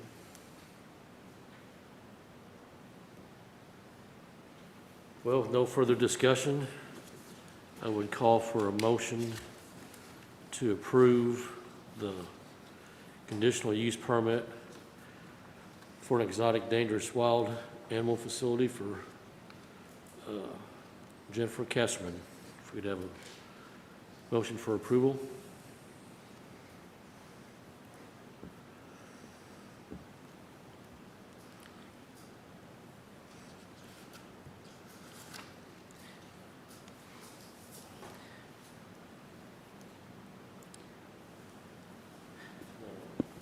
Mr. Decker, I'm gonna make a motion that we deny the applicant. Very well. Do we have a second? Second. Very well. We have a roll call vote. This is for denial. So in your roll call vote, if you're approving the denial or disapproving the denial. So yes, a yes vote would be to approve the denial, Correct. just to be clear. Correct. Are you ready for a roll call? Yes. Chris Higgins, Yes. David Rodas, Yes. Terry Griffin, Yes. Brad Scarlett, Yes. and Chairman Tom Decker. Yes. Motion carries.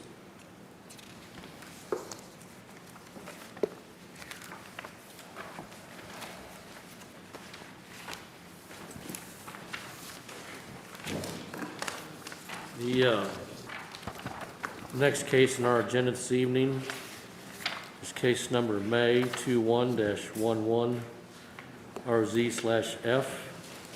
And could we add the staff's report, please? I'd like to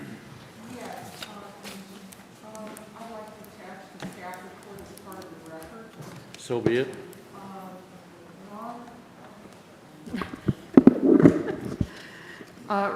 Ron Nikula and Janet Bellick, and I'm sorry if I didn't pronounce your name right. But they're requesting rezoning approval from agricultural to residential R5 for one lot. And you can see it up on the screen. The one lot comes off of 92 Highway. And the, which is actually Lot 2. Lot 1 comes off of Five Corners Road, and that'll be our next case, which is the conditional use permit for the stable. And that's a renewal for the stable, actually, okay? And to try to make this short, this subject complies with our option B of the 2008 comprehensive plan. It's in the natural resources tier, and the applicant owners have created 2 lots, which the one on the south, Lot 2, does meet the 5-acre minimum for agricultural and rural residential. The rezoning application was properly noticed in the Courier on April the 15th, along with the adjacent property owners were sent their statutory certified letter on April the 16th also. There are 5 rezoning criteria in the Land Development Code, and the Clay County Highway Department has noted that for Lot 1, coming off of 5 Corners Road, they found 2 existing driveway permits. Water District 9 can supply water, and MoDOT has replied that they don't have any objections to the proposed location of the entrance that's shown on the plat as a 50-foot MoDOT approved access, and you can see that on the south on the plat. They did receive approval from the Clay County Health Department, and this is in the Smithville Area Fire Protection District. There is floodplain along the creek, and it's noted on the plat. There is a 75-foot stream setback, and that, of course, is going to limit any type of development in that area. Staff recommends that this request for the rezoning from agricultural to residential R5 with an agricultural land preservation for the proposed Lot 2 only, and the final plat approval for this proposed subdivision of Bell Oak Stable Estate, a replat of Starlight Lot 2 be approved subject to the petitioner addressing all the rezoning standards.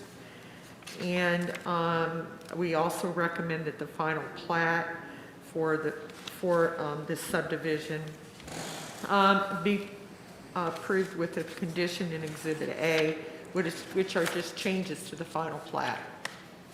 And if commission has any questions, I'll try to answer them for you, and the applicant is here if you have questions. All right, thank you, Debbie. I do not have any questions for staff. If any of the other board members would have questions for And staff. see, is the Alp on that 5-acre, is it what I'm reading here? I don't have, my glasses are pretty foggy tonight, so is it up front here? Is that what that is? I'm sorry. Is the Alp, Debbie? Is this the Alp zone? Yes. Okay. Portion, yes, this is That's the Alp section. area. Okay. Yes, Yeah. that is correct. Okay, thank you. And that, Commissioner Higgins asked where the Alp area was, and you'll see it on the south part of the lot, on Lot 2.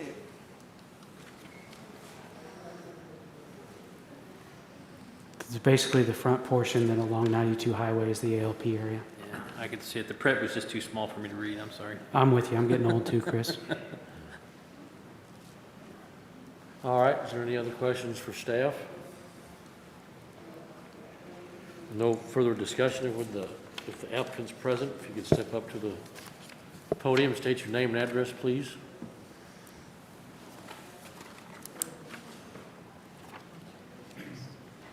Excuse me, I'm Ron Decula Sr. Excuse me, my address is 1808 Northeast 82nd Place, Kansas City, Missouri. And the address of the property we're talking about here is 4423 5 Corners Road, Smithville. Are you in, do you understand the staff's report and the couple items they have, conditions for approval? Do you understand? Are you good with all that? Yes. Okay. My name is M. Jeanette Bellick, and I run Bell Oak Stable. We don't have a house on the property, which is where we're asking, please, could we please live on our property? Because it would be so much easier to get to the horses and feed them. Yeah. Thank you. All right, thank you. Is there anyone in the audience who'd like to comment on the case being heard?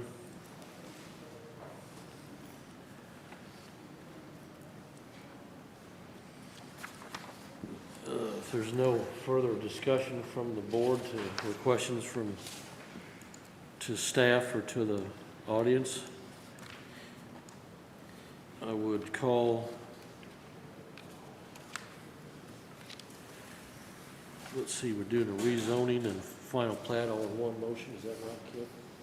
So we'll do two votes, first with the rezoning, then the final plat will have the conditions. All right.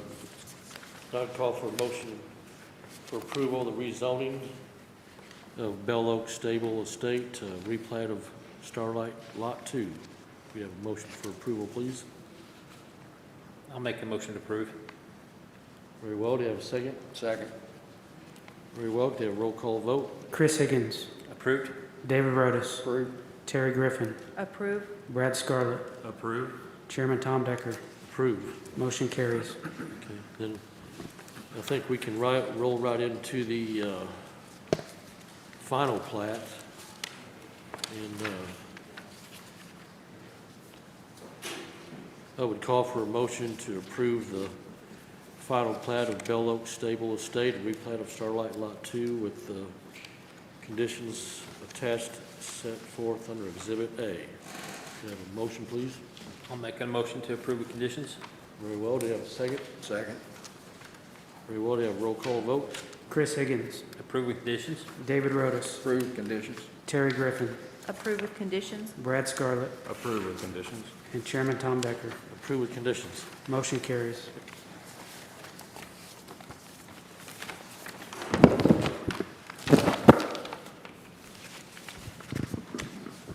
All right, the next case we'll hear this evening is case number May 21-117, CUP.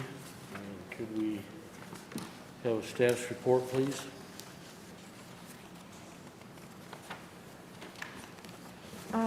Yes, Commission. This is just an extension from the first, the other case that you heard on the division so that they could move their home there on the lot 2. And they, the new lot, this is a renewal for conditional use permit for a stable. The stable's been there, I believe it was there 15 years before. So they just decided, actually their renewal was not up yet, the date, but they just decided to go ahead and do the renewal with the platting of the property. It is 39.27 acres. Presently, they have 12 horses on the property. 5 of them are the owners, and the other 7 are boarded horses on the site. You can see on the page 6 of the listing of the facilities on the property, and Kip has up the diagram, and you can see that Ron and Jeanette have went to a lot of trouble and actually numbered each one of these structures, as you can see above. So each structure is numbered. If you have questions regarding it, we can go ahead and answer those. The staff report's very detailed and talks about the pasture management of the animal waste being taken care of, and they break it up into the manure piles. There's fly control taken care of. The people building contains an office, and I believe that's number 1.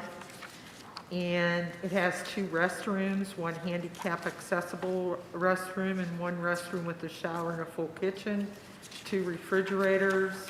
There's a partial basement in there that's used for a storm shelter, and a single car garage that was converted into storage. And then, yeah, they use some of it for storage of horse feed and such. There is quite a few structures that are listed, and if you have questions, I'll try to answer them for you. But I'm not going to go over all the structures on the property. This does Staff believes that this CUP request that's in the natural resources tier, and it's also on a recreational trail, is consistent with the comprehensive plan due to the larger property size that's greater than 20 acres. This application, this conditional use permit application was properly noticed in the Courier Tribune on April the 15th, and the statutory 1,000 feet certified letters were sent out on April 16th. This subject request for this public riding and training stable is handled through several different areas in the comprehensive plan, in the land development code. And this request must meet all the approval criteria that you'll see in the A, B, C, D, E, and F. And staff has found that we believe it does. And as far as the LDC establishes the animal unit, no more than 1 adult horse per acre of land is allowed. And the purpose of this is to prevent pasture areas from being overgrazed and causing soil erosion and sedimentation. And as I mentioned before, the property is 39.27 plus or minus acres. The applicants would be allowed, according to these animal standards, a maximum of 39 horses. They only have 12. Therefore, the subject request does meet these standards. The health department's given their final approval for the proposed lot 2, and the Bell Oak stable that's on proposed lot 1 is larger than 20, and they don't require their approval on that. The water district number 9 provides water. Smithville Area Fire Protection serves the property. The Corps of Engineers, which you can see they're adjacent to Smithville Lake. They were sent the plan and there's been no response received. And as you can see, the renewal request for the public training, there are 7 conditions in Exhibit A. And staff is recommending a time frame of 15 years again. And if you have questions, I'll try to answer them. And of course, the applicants are here. I have a question for you, Debbie. I think the original CUP was put out in 2012, is that right? I'm sorry? When was the original CUP put out? I believe it was was it 2012 or 2015? Or 2007? Yeah. 2007. It was like 1998, 2002, and 2012. Let me look specifically on that. I think it's on the first page. Well, you can get I'm that- trying to get there, but I think it's right here. So it looks like 98 was when it, Well, they had one in 98, and then this is their second renewal? so conditional use permit in 2002, and then 2012, it looks like. So they've renewed a couple times. I didn't, are the, I believe the first CUP. And if we're gonna, You would have- I need you to come to the podium, please. We have to type out these minutes.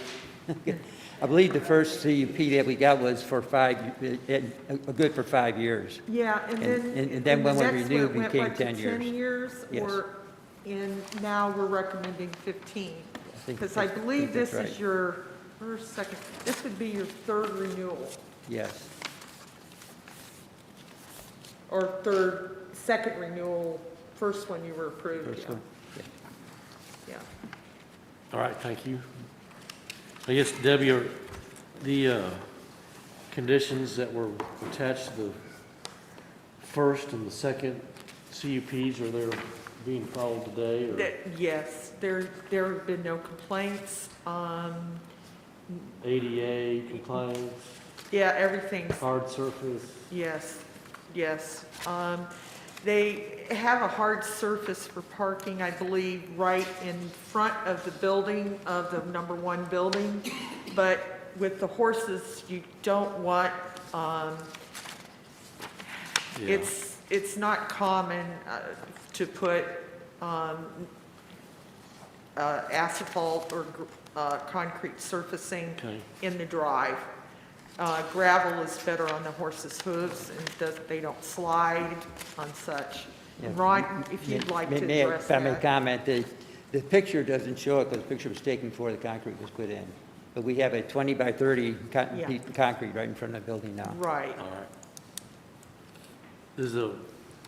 Any of the board members have questions for staff?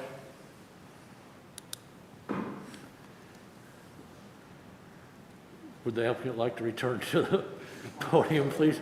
I was trying to go fast enough so you wouldn't sit down. State your name and address, please. I'm sorry, what?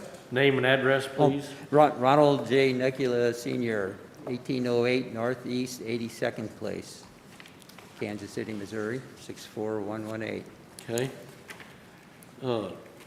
Robert, do you understand and agree with the staff's report? I think they've got a few recommendations they want you to kind of follow up on and Yes, to renew the I read it conditional all, use permit. understand it, and I'm happy with it. All right, very good. Do you have any questions for staff or for the board members? All right, No. very well, thank you.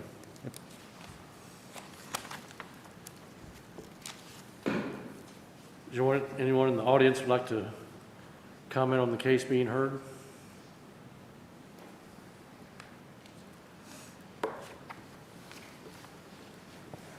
Well, if there's no additional discussion between the board and staff and the audience, I would call for the approval of the renewal of the conditional use permit for public training and riding stable, Bell Oaks Stable LLC. If we could have a motion for approval, please. I'll make a motion to approve with conditions.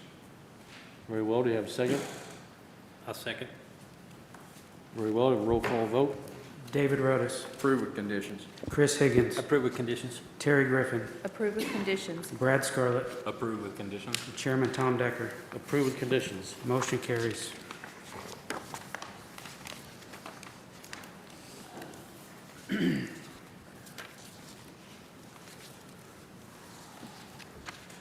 The next case we'll hear this evening is case number May 21-118 RZ/F. You'd like to have a staff's report, please? Yes, Chairman, we'd like to add the staff report as part of the official record. So be it. So I've got the property pulled up here. We're dealing with basically two parcels, two lots at this point. Everything I'm highlighting in green now is one lot, roughly 28, 29 acres, zoned agricultural. Then there's a smaller lot, 10 to 11 acres to the east, currently zoned R1. The proposal is to take this lot line that kind of goes down as an L there, move it to here. Each lot would be roughly 19 acres, so we're not creating any additional lots. We are rezoning everything to R1. So no additional lots, basically moving a property line. The next case that we'll discuss after this is vacating this utility easement along this old property line. Obviously, we put new utility easements around the outside of each property line anyway, but we'll discuss that here in a second. This is located in the urban services tier where 10-plus acre lots are allowed with the agricultural land preservation. This one is within a mile of the city of Kearney. They have responded that they have no comments on this proposed project. It has the same 5 rezoning criteria as any rezoning case. This case was noticed in the Courier Tribune. Adjacent property owners were sent certified letters. We did receive a few phone calls, but no opposition to this case. The applicant received all their outside agency approvals. You'll see one of the conditions is about a pond being inspected. I think the applicant told me before the meeting that they're in the process, or that is complete at this point. We'll talk about the vacation as part of the next case, but you know, the key is here, we're moving a property line between family members. We're not creating additional lots. The lot sizes and frontage and all that stuff meet the county regulations. Staff is recommending approval of the rezoning and final plat with the conditions that you can see. There's only three.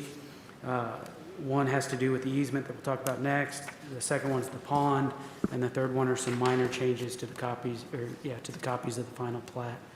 I would be happy to answer any questions that the commissioners have, and Mr. Scott is in attendance tonight as well. All right, thank you, Kip. I think this is a pretty straightforward case. Do any board members have questions for staff?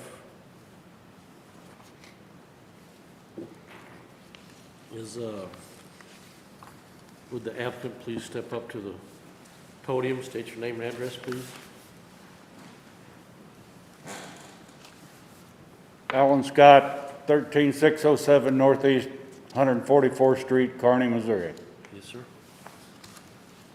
And Mr. Scott, do you understand the staff's report, and you're good with all the recommendations and comments? Yes. Okay. Pond inspector has been contacted. He returned our call yesterday. Said it would be taken care of, whatever that means, so. Okay. I don't know whether he submitted his approval to you or not. I don't know. He said. And he will Okay. send that directly to us. I don't think we have it at this point, but we will make sure that condition is met before we record the plat. Any of the board members have questions for the applicant? All right, very well. Thank you, Mr. Scott. Is there anyone in the audience who'd like to comment on the case being heard? Well, with no other discussion before us, I would call for a motion to approve the rezoning of Arrowhead Creek third plat, replat of Arrowhead Creek second plat. We'd have a motion for approval, please. Make a motion to approve. Very well. Do you have a second? I'll second it. Do you have roll call vote? David Rodas. Approve. Chris Higgins. Approved. Terry Griffin. Approve. Brad Scarlett. Approved. Chairman Tom Decker. Approved. Motion carries. So I think we can roll right into the final plat. And I'd make a motion or call for a motion to approve the final plat of Arrowhead Creek third plat, replat of Arrowhead Creek second plat. Be approved with conditions set forth in Exhibit A. Could you have a motion, please? Make a motion to approve with conditions. Very well. Do you have a second? I'll second it. Okay, roll call vote. David Rodas. Approve with conditions. Chris Higgins. Approved with conditions. Terry Griffin. Approve with conditions. Brad Scarlett. Approved with conditions. Chairman Tom Decker. Approved with conditions. Motion carries.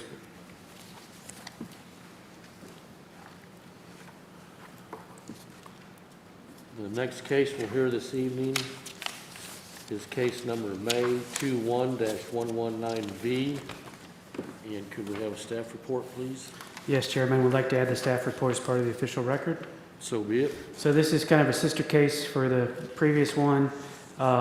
It is basically a request to vacate that old utility easement that was between the two lots. We put a new utility easement at the new property line. There is a certain section of the Land Development Code, it's Chapter 151-3.13, which gives 4 approval criteria, which are due and legal notice has been provided as required by this section. that no private rights will be injured or endangered by the vacation, that the public will suffer no loss or inconvenience from the vacation, and in justice to the applicant, the vacation should be approved. This case was also noticed in the Courier Tribune, and adjacent property owners were sent certified letters. We also reached out to utility providers, and we have not received any objections to this request for this utility easement to be vacated. Platte Clay Electric and Spire both responded saying they have no objections. We did not receive any objections from adjacent property owners either, and staff is recommending approval of the vacation request with one condition being that the resolution, if approved by the county commission, be recorded after this is complete. I would be happy to answer any questions the commissioners may have. All right, thank you, Kip. Does the board have any questions for staff regarding the utility easement vacation? Very well. Would the applicant please step up to the podium? Mr. Scott? I can't hear you. I've got my hearing aids turned up and I still can't hear you. I'm sorry, sir. We're getting ready to vacate the existing utility easement. And do you understand the staff's report? And it's pretty straightforward, just be recorded Yes. with the plat, and you're good with everything? And you understand and you're good Yes. with all this? Yes, All I right. understand. All right, very well. Thank you, Mr. Scott. Yep.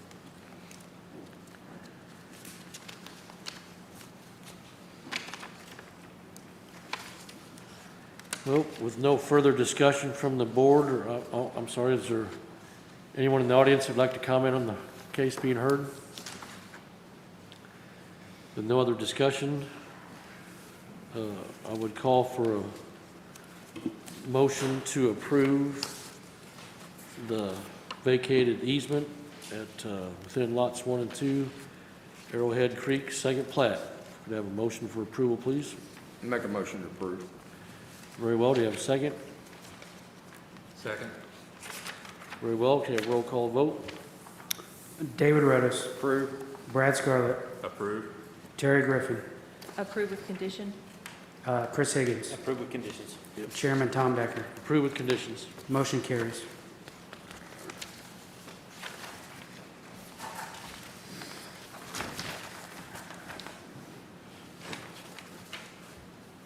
Well, the next case we will hear this evening is case number May 21-120 RZ/P. And could we have a staff report, please? Yes, Commission. I would like to attach the staff report as part of the record. Yep, so be it. David Pence, representing James Willoughby, he's requesting rezoning from agricultural to an R1 district with a land preservation overlay for 20 acres, which is basically, you'll see it on the plat. The gray area is the Alp area, and they went above the 25%. They went to 30% on this for the Alp area in the back of it. And this is located approximately on Rains Road. And it is, there's a recreational easement for a trail in that area, and in the front of the plat, and it's located in the rural density. Staff believes that the subject request complies with option B, and as it's located in the rural low density. The city of Liberty is to the west, about a quarter of a mile of the subject property, and they have had no comments from the city of Liberty on that. The rezoning application was noticed in the Courier Tribune on the 15th, and the adjacent property owners were sent their certified letter on April the 16th. There are 5 rezoning criteria. And the Clay County Highway Department has stated that the driveway accesses can be approved for both proposed lots, and the right-of-way on the plat is acceptable, and Rains Road is a chip and seal road. Public Supply Water District Number 5, they have the ability to serve both lots, and the Public Health Center has given their preliminary and final approval, and this is part of the Fishing River Fire District, serves this property. And it's a recommendation of staff that the rezoning from agricultural to R1 district with an agricultural land preservation overlay be approved. And staff also recommends the preliminary plat of Pawpaw Hills be approved with the one condition you see in Exhibit A, which are changes to the recording copies of the final plat. And the applicant, Mr. Pence, is here if you have questions. And if you have any other questions, I'll try to answer them too. All right, thank you, Debbie. Any of the board members have questions for staff? So I'd like to go ahead and ask the applicant if he can step up and state your name and address. My name is David Pence. I live at 7823 Rains Road, Liberty, Missouri, 64068. All right, Mr. Pence, do you understand the staff's report, and do you agree to the minor conditions they've got attached to your application? Yes, I do. Okay.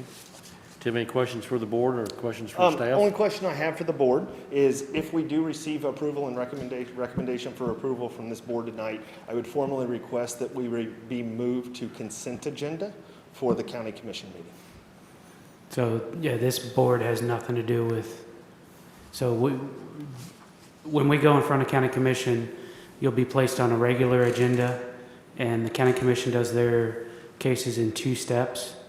So at that first regular agenda meeting, the county commission will decide whether to keep this case on regular agenda, or at that point they'll move it to consent, and it'll be voted on the following week. But this board just makes a recommendation and doesn't say put it on consent or regular.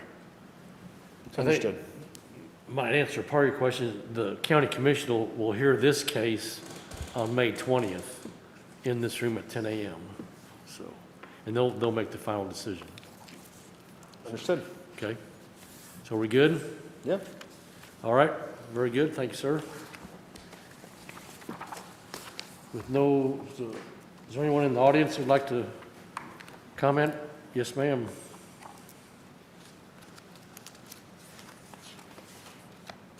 Good evening.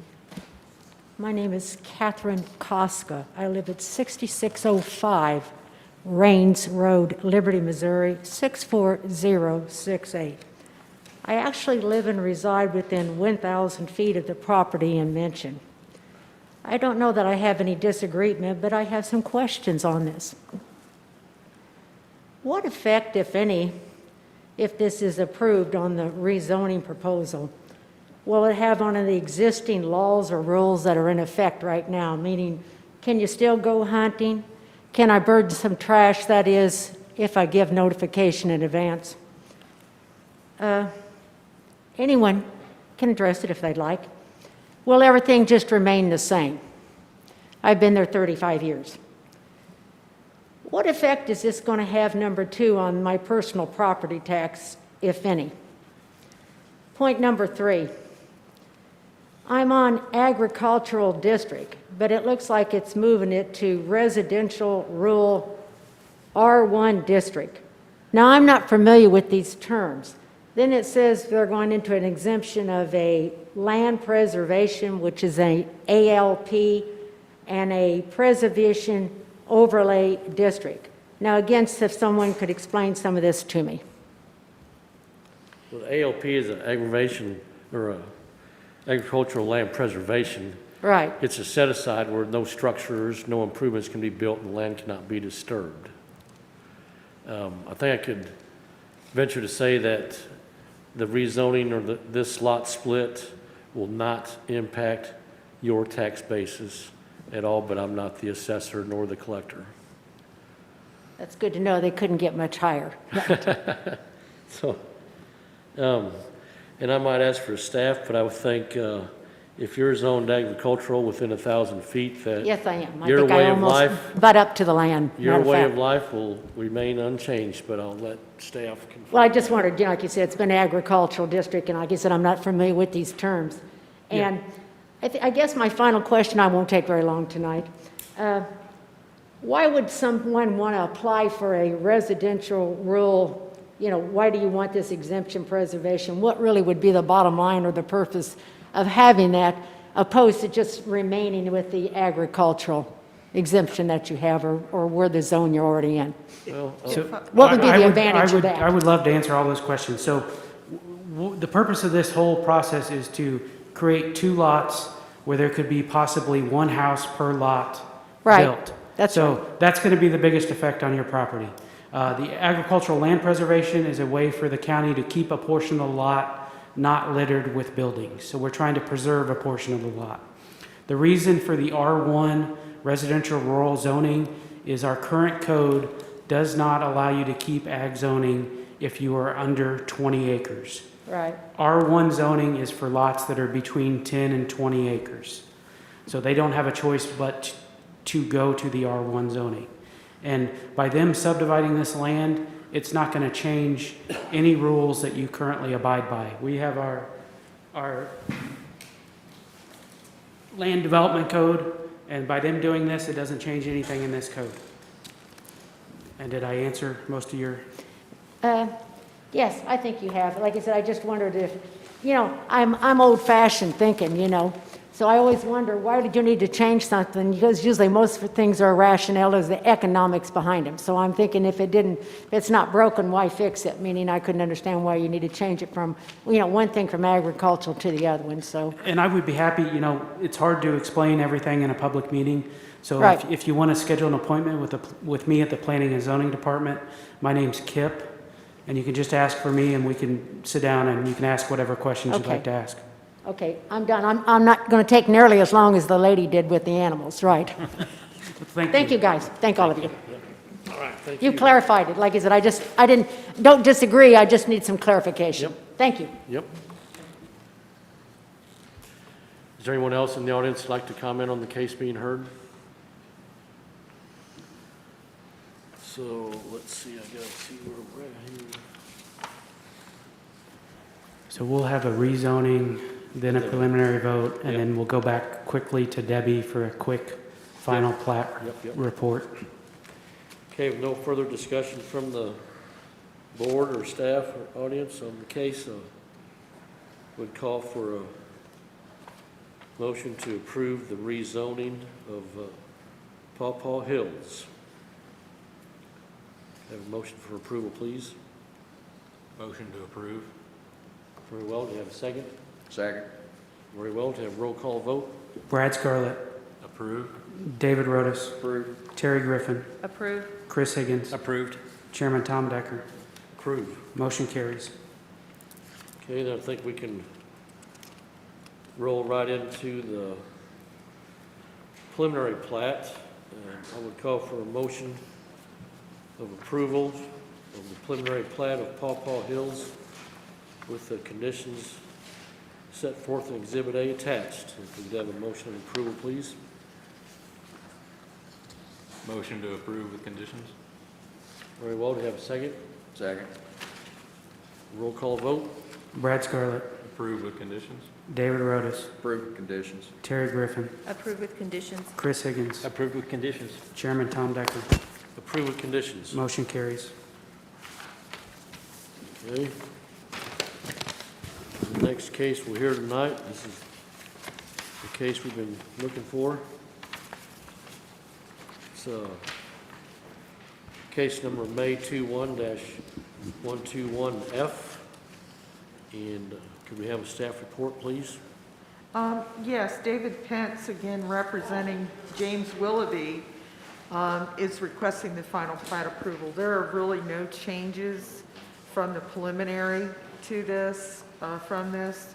So the conditions, again, are the one in Exhibit A for the approval of the condition.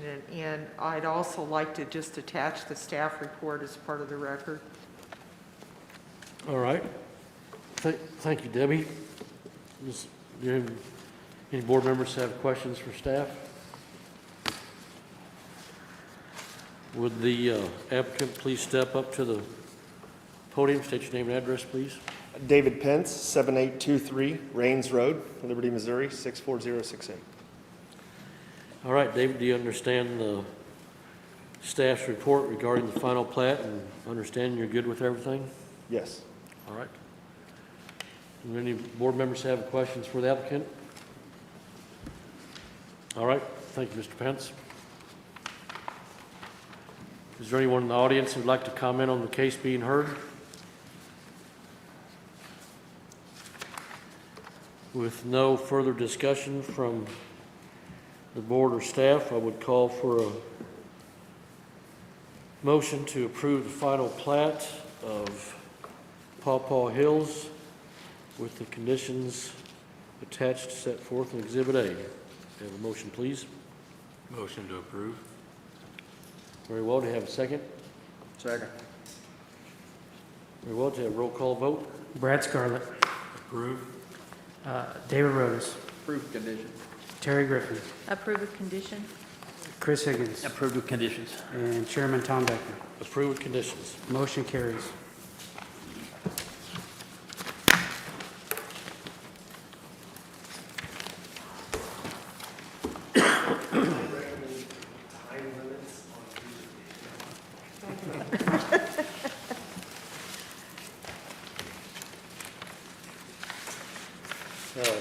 Any other business, managers' comments? The only thing I have is we will have a meeting next month. We do have applications. I think that's all I have.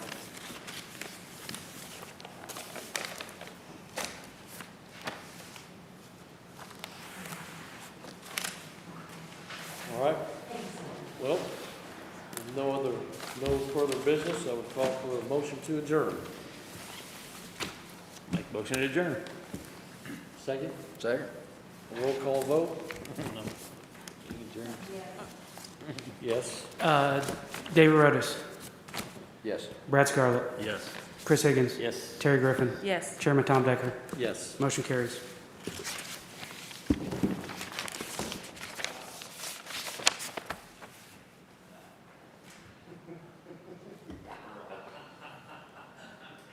Oh. Sorry, David. It wasn't a very quick meeting. Sorry about that. Promises, promises.